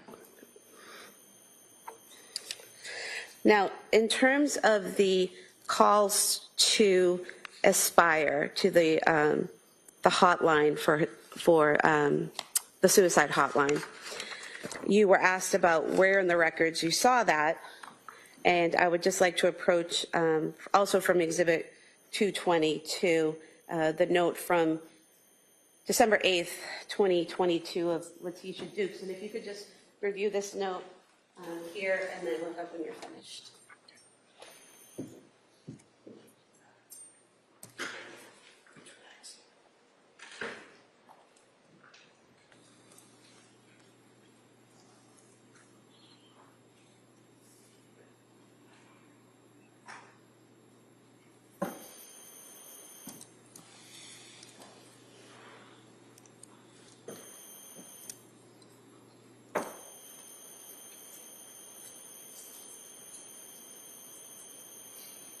Yes. Doctor, is this the record that you were referring to that gave you the information about the defendant's call to the suicide hotline? Yes. And reading from this page from the exhibit, page 45, it states that patient contacted Aspire Crisis Support. She met with an Aspire clinician virtually and was told that she did not meet the criteria for inpatient treatment due to not having an SI plan. That's a suicidal ideation plan, correct? Correct. And then reading again, Aspire clinician recommended that the patient attend a day program. The clinician said he would be sending the patient resources. Clinician informed the patient that it would be beneficial to attend an IOP or a PHP to help the patient build coping skills and build community. What's an IOP and a PHP? Do you know? PHP is partial hospitalization program, and IOP is, I believe, an inpatient program. And so when the defendant called the suicide hotline, she told them she was having suicidal thoughts, correct? Correct. But she told them she did not have a plan, correct? Correct. And they didn't just hang up on her. They sent her resources and recommended a day program and a partial hospitalization program or an inpatient program, correct? Correct. Move to submit these two pages, 45 and 46, as the next exhibit. They're apart from Exhibit 222. All right, subject to the same objection, I'm going to, that may be admitted. 197.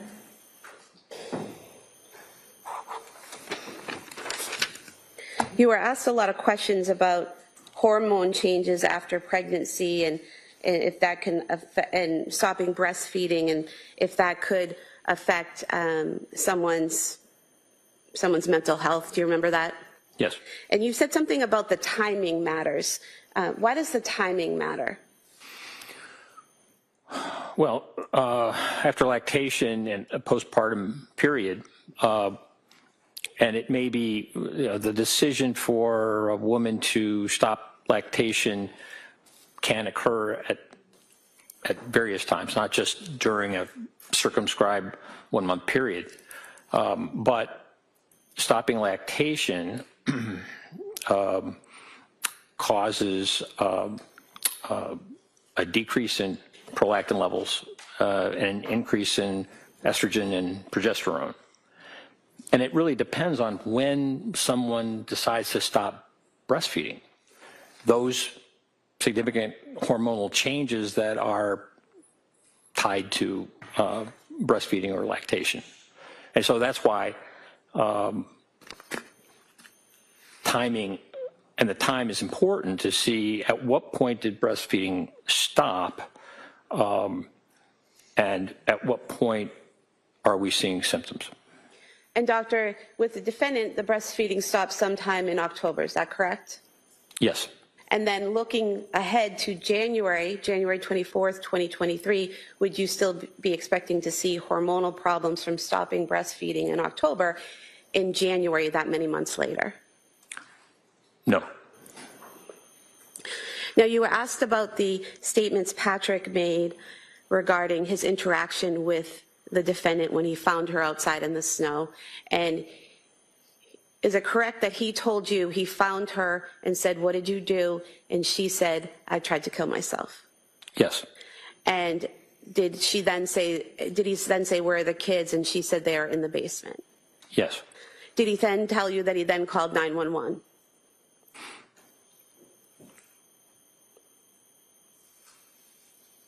I don't recall exactly when he told me that he called 911. What I recall is his statement about what she said to him. And that was her statements to him when he immediately found her on the ground? Correct. Okay. And you're aware that at some point he made a 911 call, correct? Yes. And during that 911 call that you listened to, you didn't hear the defendant saying any words at that point, correct? I did not. And as a physician, are you aware that someone who's been injured can deteriorate over time? Yes, particularly after an overdose. And can they be speaking in one moment and then unable to speak moments later? Yes. Now, you were also asked about the crushed up pills and whether there was any residue on the nightstand or anywhere in the house that the police saw, correct? Yes. And there was no residue in the photos, correct? Not that I saw. But you don't know when she crushed up the pills, do you? I don't. If she had crushed them up earlier in the day, there wouldn't necessarily be residue, correct? Correct. If she had crushed them up days before and put the empty bottles in a drawer, there wouldn't necessarily be residue, correct? It's sustained. Yes.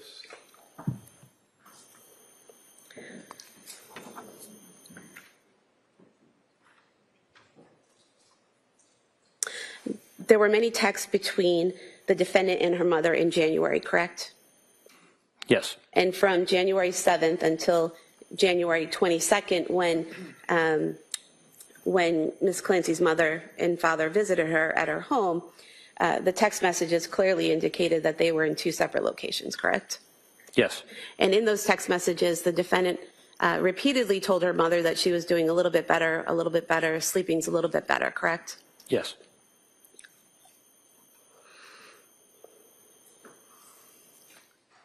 You were asked about Dr. Resnick and how many articles and how many books he's written and how he's well known in this area, correct? Yes. And are you familiar with Dr. Resnick's teachings about malingering and about psychosis? Yes. And is it fair to say that Dr. Resnick teaches others that one of the red flags to look for in malingering? You can ask him what he's read, not tell him what she wants him to say. No, hold on. Let me hear the question first. Are you aware that one of the red flags that Dr. Resnick teaches to look for in malingering and faking hearing voices is that someone automatically obeys a command? Yes. That's stricken at this time. Can I see counsel?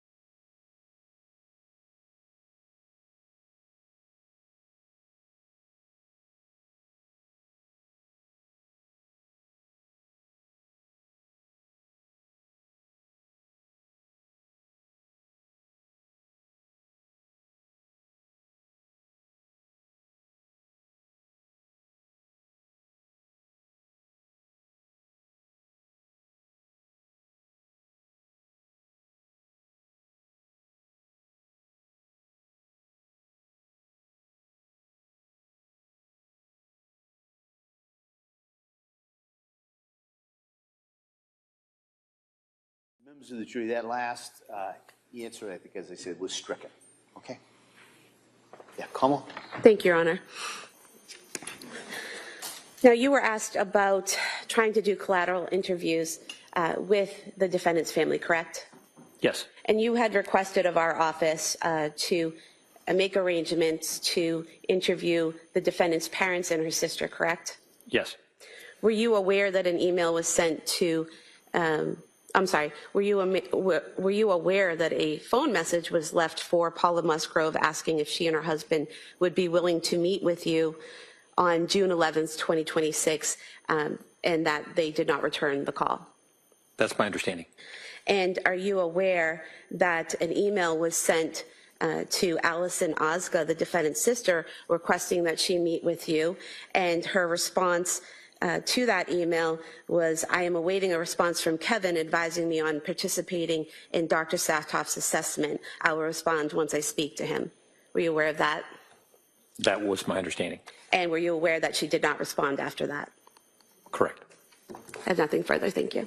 You weren't aware that Kevin was on a month-long federal trial during that period of time either, were you? That'd be me. Is that a question? Yeah. Can you repeat it? You could say, maybe get a little closer to the microphone. I had problems. Aware, sir, that during the time that Ozga, her sister, said she's waiting to hear from Kevin, and I'm the Kevin, that I was on trial on a month-long federal case out of my office. You didn't know that, did you? I did not know that. Did you ever think to call me directly or at my secretary, my office manager, to ask about me reaching out to these people? No. That's all I have, Judge. Thank you. Anything else? No. All right, thank you, Doctor. You may sit Thank you. down. Thank you.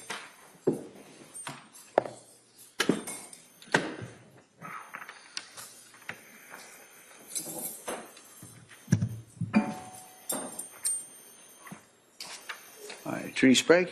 Commonwealth rests. All right. So members of the jury, the Commonwealth has now rested their rebuttal case, so you have the evidence. All right, and so at this point, what I'm going to do is excuse you till tomorrow morning. All right, and tomorrow morning, you should be ready. We're going to have closing arguments and the legal instructions in the morning, and then the jury will begin deliberating. All right, so that's tomorrow. So I would suggest go home, rest up, and be ready for tomorrow. And so you now have heard all the evidence. For the first time I can say that. You've heard all the evidence. But you haven't heard the arguments from the attorneys. You haven't even heard, like I said before, the law that you're to apply. So you still have to keep an open mind. All right? So those instructions that I gave you for the last 4 or 5 weeks, they're doubled down today. All right? Don't read anything. Don't talk about this. Don't watch anything. Don't discuss this with anyone. And keep an open mind. All right? Come this far with that open mind. Bring it with you tomorrow. All right? And so get a good night's sleep. I look forward to seeing you tomorrow. And we will get as soon as we can. Sometimes there's a little delay when we get to this next section. So we'll try and get you out here as soon as we can tomorrow morning. But if there's a little bit of a delay, as you probably already know, it's probably on me, right? But we'll try and get you out here as soon as we can, get you right back into this. So again, thank you so much for all your work, all your commitment, all your dedication, and I look forward to seeing you tomorrow. Okay. Court, all rise, please. Jury, no first place on the chair.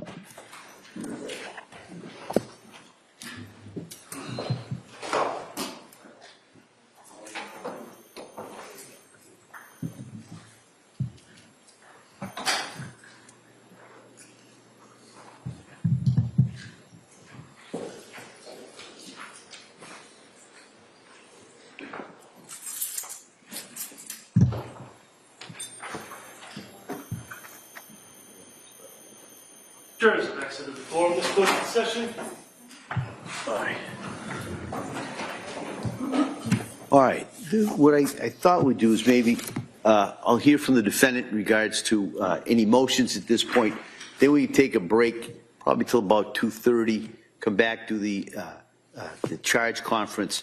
Before you leave, I have that draft so you could to impose on your lunch hour. You could be looking at my instructions. With that, Mr. Reddington, Yes, Your Honor. I know it's not crafted by learned hand, but nevertheless, I did file a motion for required finding that I have to renew. So I'm renewing it and waive argument. Okay. We'd object to the motion. All right. All right. The motion at this point is denied. All right. And so we will be in recess till 2:30. And if council can just wait, and I'll get those copies. I should have brought them out with me. They're in my lobby. And then we'll be in recess. All right. All right. Thank you, everyone. Court, all rise.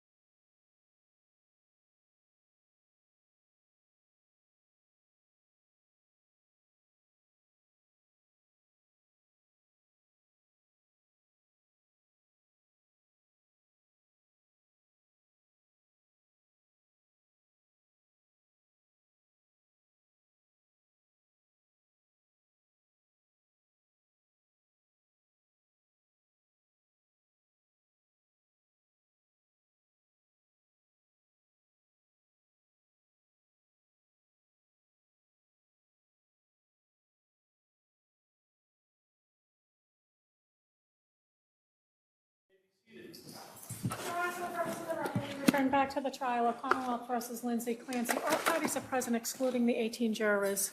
All right. All right. Counsel, I thought we'd have our charge conference at this time. Everybody get a chance? I know you just got them about an hour ago. So in regards to the draft that I gave, I know I got one set of proposed instructions from the defendant. Does Commonwealth have any that you wish to offer? We don't have the written motion, but we just do have a few comments and a. Sure, that's kind of what I expected. I know everybody's been on trial, so I thought that's kind of why I thought I'd give you the draft, and we could just kind of walk through it. So my thought would be to first go through the Commonwealth's position, and then I'll hear from the defendant. Attorney Buckingham.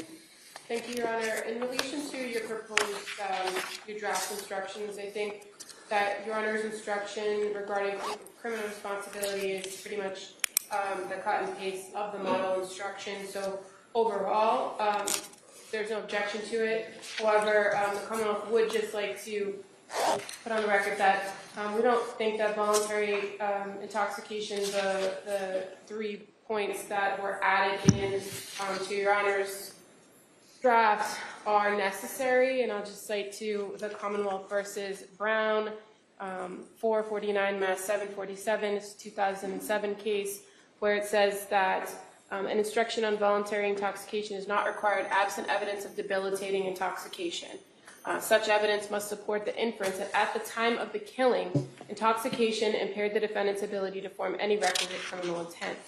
And so in this case, I understand counsel is going to argue, medications, and he's free to argue that to the jury. But as far as instruction goes, we're talking about criminal responsibility. We're talking about mental status at the time of the event, on the day in question of January 24th, 2023. There is no evidence to support that there was intoxication to a debilitating effect, as the Brown case indicates. I think what the best evidence the court has is that the defendant in her journals and in some statements that she made to the experts indicated that at the time of the offense she was taking amitriptyline and one other medication that she had been on for quite some time.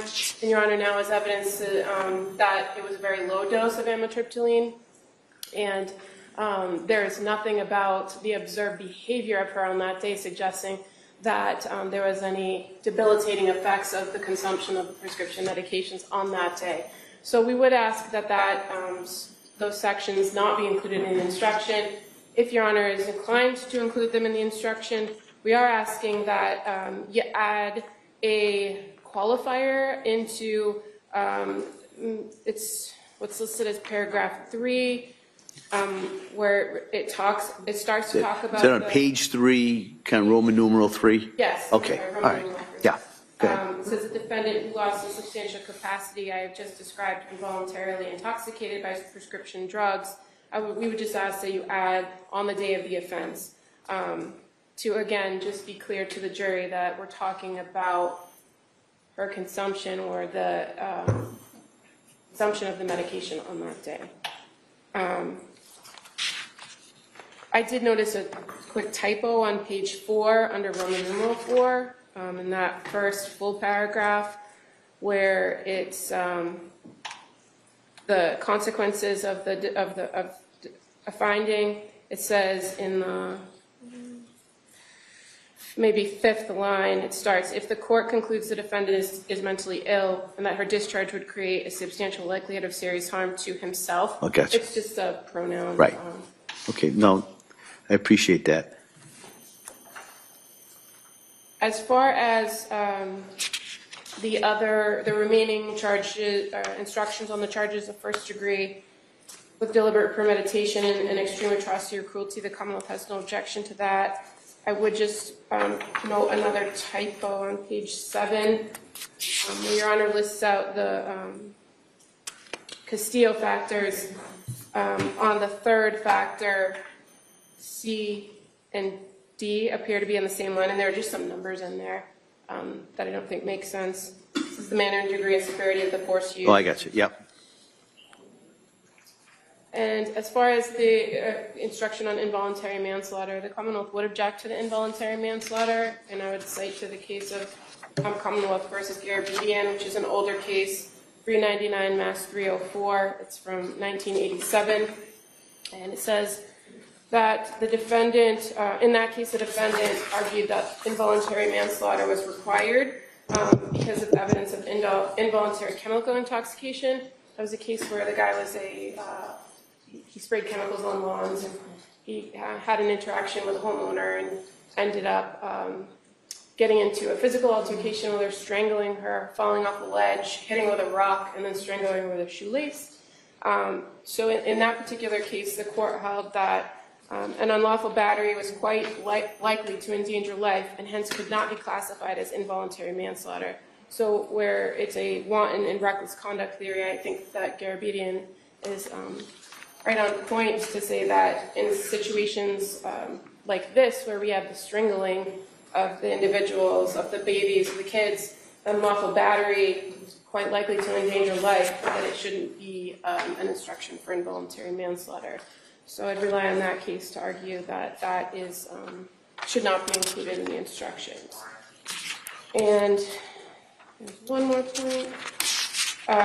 Your Honor, at one point when we were arguing about particular pieces of evidence and duplicative evidence, Your Honor did indicate giving some sort of instruction about the jury didn't consider the fact that there might be duplicative evidence as giving any more weight or importance. And I know you do have a small line in that where it says in the what is evidence section about the strength or proof is not determined by the volume. But I do think, again, based on the particular way in which the evidence came in and how the parties chose to display the evidence, and the fact that we have text messages in several different forms that are presented, some of them the full record, some of them condensed records, that some instruction to them that indicates that they're to give no more weight to any one than the other, even if it does appear duplicative in the record. I'd ask that something to that effect be added. I think it says that on page 11, because I do remember that request. If you look at under what is evidence, in this case there may be certain documents or photographs that are entered multiple times. This does not mean that that evidence is any more or less important than any other evidence. So, so I put that in there, and I understand the request to maybe put that in a separate paragraph, but I have addressed it that way. I'll consider not whether or not I give it a separate paragraph. I do understand the request, but at least that's why I put that in there. All right. Anything else? Okay. All right. Mr. Reddington. Thank you.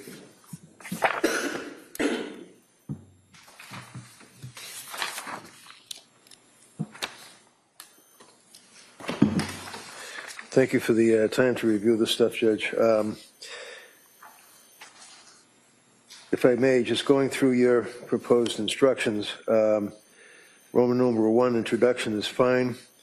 Criminal responsibility, paragraph 1 is fine. Going down on page 2, criminal responsibility, you indicate is a legal term. Not criminally responsible with a mental disease or defect, and then you make reference to lacking substantial capacity either to appreciate criminality or wrongfulness of the conduct or conform the conduct. That's fine. And then you define you don't define it, but you talk about mental disease and defect. I understand that the law is pretty clear that the court does not have to define mental disease or defect, but you've given them a framework within which to make that decision, which is acceptable to the defendant. There is one reference in there where, if I may, does not include abnormality, only by computer crew. So you say in that sentence, the phrase mental disease or defect is a Hold on, let me find that. I'm sorry, it's page 2, second paragraph down after that first sentence. I got the phrase, go ahead. Yep, mental disease or defect, in quotes, is a legal term, not a medical term, that's fine. It need not fit into a formal medical diagnosis, fine. The phrase, quote, mental disease or defect does not include abnormality. This is what I'm just looking at. Characterized only by repeated criminal conduct. So number one, I just would suggest, I don't think we have repeated criminal conduct here. I'm just wondering if it might just be a little confusing. It is for you to determine, in light of all the evidence, whether the defendant has a mental disease or defect. If the Commonwealth has proved to you beyond a reasonable doubt that the defendant was not suffering from a mental disease or defect, Commonwealth has satisfied its burden of proving that defendant was criminally responsible. So I understand and have no problem with, I would think, all the way from it is for you to determine. My only question is in reference to where you put in the phrase about mental disease or defect does not include an abnormality characterized only by repeated criminal conduct. I don't think that that's based on the evidence, so it might be hypothetical, but I just assume not have that in. Next paragraph, if the Commonwealth has not proved to you beyond a reasonable doubt the defendant was not suffering from a mental disease or defect, then you must consider whether, as a result of mental disease or defect, the defendant lacked substantial capacity either to appreciate or the wrongfulness of conduct or conform. That's a fair statement of the law. To establish that the defendant had substantial capacity to conform her conduct, the Commonwealth must prove beyond a reasonable doubt that any disease or defect that may have existed did not deprive defendant of her ability to behave as the law requires, that is, to obey the law. And then you do indicate that that would relate to the word appreciate, understand, more than merely to know. And then criminality, and then you do get into means the legal significance of conduct, and wrongfulness means the moral significance, which is fine. I would ask that on the next paragraph you add in before wrong in the second sentence, Commonwealth must prove that the defendant knew and understood that her conduct was illegal or it was, and I would ask that you put in there morally wrong in front of wrong. And then the rest of that paragraph is fine from my point of view. The last sentence, the court notes, defendant must have been able to realize in some meaningful way that her conduct was illegal or wrong. And again, I would just ask that you would insert the word morally wrong. That paragraph is fine. Roman numeral 2. A defendant's lack of criminal responsibility must be because of a mental disease or defect. That's fine, but then the court says all that you need to determine, and I just would ask respectfully that you delete the all that you need to determine. It seems to kind of, and I know that's in some of the instructions, but I think it kind of dilutes the gravity of the issue for the jury. It's almost minimizing the burden for the government, and it's unnecessary, so I would ask that that go out. And then you could say the jury has to determine the issue and then go into the rest of the instruction as you put it, rather than saying all you need to determine. Further in that paragraph, where defendant lacks substantial capacity to appreciate, again, that's appreciate the criminality or wrongfulness of her conduct or to conform her conduct to the law solely as, okay, voluntary intoxication. Believe it or not, after 5 weeks, I think we agree. I would ask that the court not instruct on voluntary intoxication. I appreciate the fact that looking at the model charge, and I know when Your Honor is using that as a guide, they do make reference to voluntary intoxication. I just don't see that there's any evidence here of voluntary intoxication that would trigger a pre-existing mental disease or defect. I don't see that there's any issue such as a lot of the cases, as you well know, when you're dealing with a defendant who's snorting cocaine or shooting fentanyl or smoking weed. I know the case, the recent case of Commonwealth versus Aldo Dunphy, D-U-N-P-H-E, is a guy that had a marijuana psychosis, dependency, and we don't have any of that here. We just have prescription medications that were provided to the defendant. So I would ask that the court not reference voluntary intoxication. I would ask, going down to Roman numeral. So would you ask, so Roman numeral 2 on page 2, not give? Yes. And Commonwealth, that you would be in agreement with that? Yes, but I think like 2 also follows with Roman numeral 3. We haven't got to 3. So I want to make sure that, but I just kind of want to make sure as I'm going through this, it's kind of dense.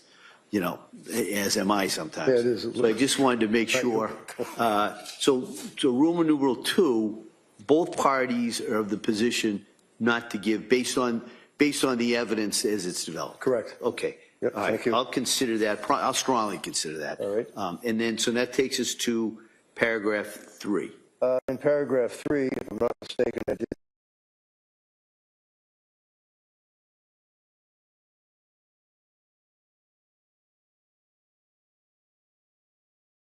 And if the defendant knew or had reason to know that her intoxication would trigger or intensify, in fact, I don't think, well, I would ask that Roman numeral 3. All right. So by agreement, nobody's requesting paragraph 3, Correct. and I'm highly Thank you. likely not to give that. All right. 4 is fine, Judge. Roman numeral 5. Or it goes to the same thing, it's just a reiteration of the final, so if Yeah, we're so that would saying- go out, yep. 4 is kind of a trailer to Right. 3. Okay. Roman numeral 5 is okay. Paragraph 3, 4. Okay, so again, if I may, just say, without skimming them now, anytime it's referencing voluntary intoxication, maybe that could be deleted. Because I see in paragraph 4 on Roman numeral 5 on page 3, it does reference again for voluntary intoxication from prescription drugs and that type of thing, so that would go out. Paragraph 6, talking about in the event that the defendant is indeed acquitted by reason of lack of criminal responsibility. I know the court has the obligation to instruct the jury as to what potential ramifications would flow from that. I believe that's a fair statement of the law. Instructions on murder in the first degree, deliberate premeditation, cruelty and atrocity, those are all fine. Second degree, that's fine. Involuntary manslaughter, I do think certainly the facts as presented and the evidence does justify the instruction as the court. Let me hear you. What's the argument in regards to the involuntary manslaughter? Well, the argument regarding the involuntary manslaughter is clearly that the defendant intended the conduct that resulted in the death of the deceased, and the conduct in the event that it was not such that her conduct was as a result of her suffering from a disease or defect, intentional, premeditated, and intended to be cruel and atrocious, that would reduce it down to manslaughter, and it would most certainly be wanton or reckless. I will be addressing voluntary as well, but I think it's clear that on the evidence that if the jury determines that defendant committed an act, defendant, as a result of the act, the victims were indeed died, that there's a high degree of likelihood that substantial harm would result to the individuals as a result of the defendant's conduct, but yet we're not talking about a disease, a defect that rises to the level of not guilty by reason of lack of criminal responsibility. You would then revert to, or default, if you will, to the standard of wanton and reckless conduct. And we know that wanton and reckless conduct under the Wolanski case, basically if a defendant does an intentional act that is not just negligent, it would have to rise to the criminal standard or the criminal level of being wanton or reckless. So I think that that would, in fact, justify an instruction on involuntary manslaughter. If you want, I can continue with the voluntary manslaughter that I would ask the court to instruct. And that would relate to the issue of diminished capacity. I know the court is very familiar with Commonwealth versus Gould. I believe it's 300 Mass 672. Supreme Court decision, Patterson versus New York, that talks about evidence of a defendant's emotional or intellectual or mental state of mind that does not rise to the level of lack of criminal responsibility, but it could certainly rise to the level of extreme emotional disturbance, that would be manslaughter, not murder, and that would be under and consistent with the United States Constitution as well as the Massachusetts Constitution, because in addition to Commonwealth versus Gould, we have case law, as I'm sure I know Your Honor is aware, that talks about diminished capacity. It talks about mental disease or defect.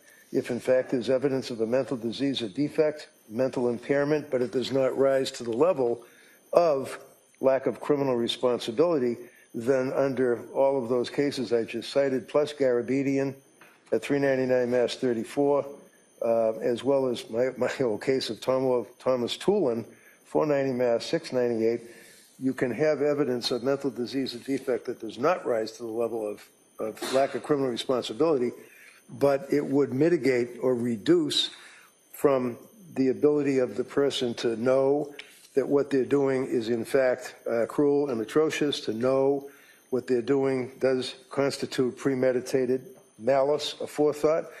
We all know what the concept of malice is. You get the three prongs of malice. There's no doubt that mens rea is important on the concept of malice. And if a jury says, well, look, the evidence is that she was going to these doctors, that she was getting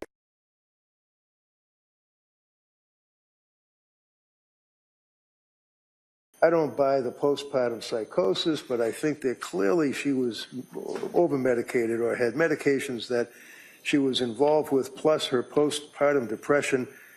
That would then justify them to say it reduces her ability to think, to react, to know as it relates to malice, which under those cases I cited would reduce to voluntary manslaughter.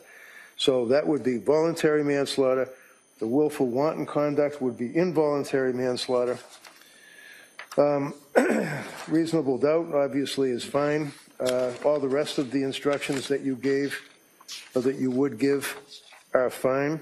I would ask that the court consider the prospect, and by way of considering, involuntary intoxication.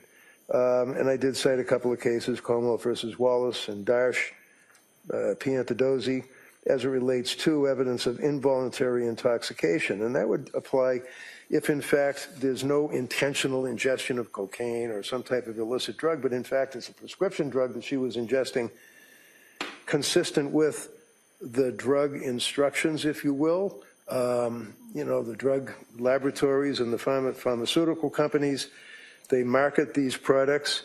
They have, some of them have black box warnings on them. We've talked about that a little bit in this trial, talked about the age cutoff, but nevertheless, it's scary stuff. You're talking the selective serotonin uptake inhibitors, you're talking about tricyclics, you're talking about antipsychotics.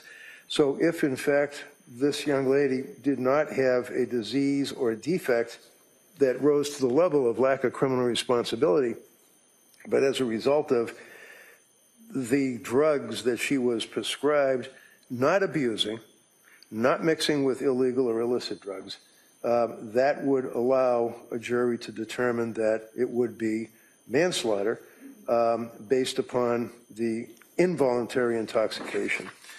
And finally,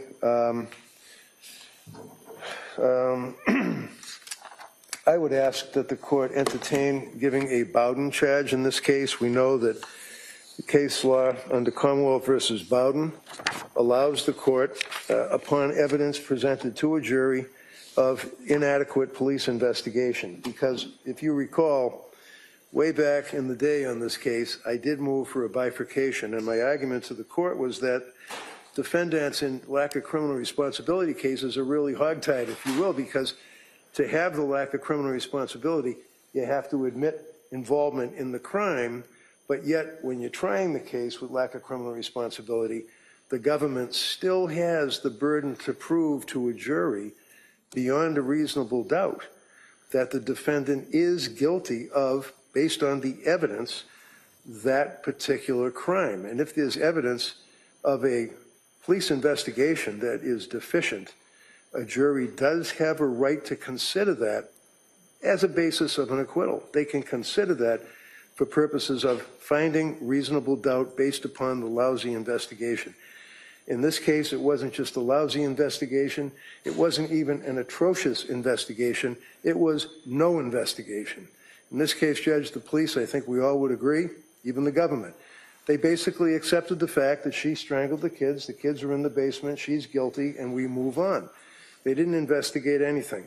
They didn't test the screen. They didn't even take a picture of the screen. They didn't see if there's any blood on the screen. There's no crushers for the alleged crushing of the medications. There's no indication that there's powder that she was crushing the medication to ingest the medication. There's all sorts of questions regarding the blood spatter, the blood. The police never investigated. They come into the court, they talk about their investigation through the crime scene laboratory and state police, and every question that I would ask about the door, about the blood drop on the door, about the siding, they come 6 months later or whatever, they take the siding, it's degraded, they can't even test it. I could go on and on and on with the horrific investigation in this case. So I think it would be fair for the court to instruct them on Bowden. That's it. All right. Commonwealth, I know there was one, well, there were two requests I think that were, you may not have been aware of, but I wanted to give you an opportunity to be heard. One is the Bowden instruction. Also, one is the voluntary manslaughter. Before I let you do that, if I'm looking at the instruction that I have as a possible instruction regarding involuntary manslaughter, Mr. Rankin, doesn't, if we took the word involuntary out of there, doesn't that instruction there apply to the argument that you're making, considering the last paragraph? I'm sorry, which paragraph? Yeah, up on page 8. Okay. Where it's talking about the manslaughter instruction. Yes, I do. It's in the last paragraph, it talks about the ability to consider evidence from either a mental impairment or consumption of the prescription drugs. No, I agree with that, Your Honor. If we were to fashion that, I think that instruction would So just one instruction. Voluntary, involuntary, it doesn't really matter. That's what I wanted. That's kind of what I was thinking, just to go. I agree with if that. I give it, it would just be one instruction, and I wouldn't name it either involuntary or voluntary. It would just be if I give that. Okay. All right. And I think Attorney Buckingham, I don't know if I know the Commonwealth objects to that anyway, so I'm not asking for the assent on that. But what about the Bowden instruction? So, Your Honor, we would object to the Bowden instruction. Again, counsel is free to argue whatever he wants about the police investigation in this case, but as far as failures of the investigation that have been identified in the course of the trial, I don't see that there is any. And everything that Attorney Reddington just said about what they didn't test, they didn't test the screen. Well, there's clear photographs of the screen and the condition of the screen, and that was very apparent. That was done on the day of the incident. It was documented. Witnesses testified about that. Witnesses gave statements about the window in and of itself. The blood on the outside of the house was observed. There's been adequate testimony about why it wasn't swabbed on that particular day, and there also has been adequate testimony about subsequent decisions to go back and get information or get the swabs from that area and what testing was done, and that there was testing done to identify that it was the defendant's blood that was on the outside. So I think that the evidence, the claims have been made, but the evidence shows that there has been an adequate police investigation. The only point of contention appears to be the drawer and the pill bottles, and there's been some claims made about things that were not done about those things. But again, I think there's been adequate testimony about why those things weren't flagged on that day of the incident. Police weren't aware of the fact that there was actually an ingestion of medications on that particular day. And when they did notify, or when they were aware, we had prescription bottles that were provided by Patrick Clancy, but those bottles in that drawer conveniently never got produced for testing or further analysis. So I think, again, he's free to argue it. I don't think it rises to the level of an instruction. And just to kind of as a side note on a comment about involuntary instruction, I don't think there is a one. So I would ask that the court not consider that, because I don't think there is an actual instruction about it. Again, counsel's free to argue that in the form of intent, in the form of whether the Commonwealth has met its burden regarding criminal responsibility. But as far as I can find, there's no particular instruction on that. And if Your Honor were to provide an instruction, then according to the case law, if it's raised to that level, then we would have the burden of proving voluntary consumption, which would put all of that back into play that we've now just agreed. All right. Well, I am going to give a manslaughter instruction in line with basically what's on page 8. I am not going to give a Bowden instruction The defendant is free to argue that any deficiencies that he feels that are in the investigation, certainly free to argue. I will not give the voluntary intoxication instructions in regards to the criminal responsibilities. So I'll have a better draft in the morning, but I just kind of wanted to let you know what the instructions are so that you can prepare your closing arguments. In speaking of those closings, how much time do you think you may need on that? I'm usually pretty quick. I would say half hour. All right. I was thinking more of an hour. All right. I was thinking of all the testimony, all the exhibits. If the parties want an hour, you don't have to use it all. And like I said, I've seen all three of you try cases, so I know you'll be making progress. So if it gets to 1 hour and 1 minute, I'm not going to push the button. So just so we can kind of have some estimate. All right. Anything else we need to address, you think, before tomorrow? No, thank you. No. All right. Well, Counsel, again, thanks for all your efforts in regards to this. So I'll have a full copy of this first thing in the morning, and we'll do arguments in charge, hopefully as soon as we are ready tomorrow morning. There is one other minor matter that we've talked about. There is that police report, the security sergeant from the hospital, Brigham and Women's, that we're going to redact and just reduce to like a paragraph. She's the one that I summons, but she's on maternity leave. And we could introduce that, just that one paragraph. And we're missing one exhibit, which is the Infants Hospital in Rhode Island, but we're going to look and see if the government has it. We don't have it. I thought that, but we'll double check. I thought that defense had decided not to put in anything from that report because he was going to provide a proposed stipulation for that portions of that report, and then he didn't. So I didn't think that, and then we both rested, and then I rested again. So I didn't think that was coming in, but I'm happy to look over what defense is wants to stipulate to. All right. So why don't we do that? If there's a need to technically reopen the case so that the parties could put in what they thought they put in, if it's by agreement, if it's just in regards to some of those records, I think we could do that. So anything else? No. Oh, how about redactions? That was the other thing.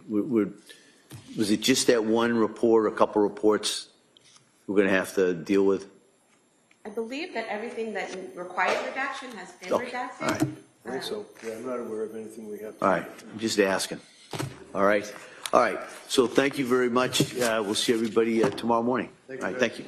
Court, all rise.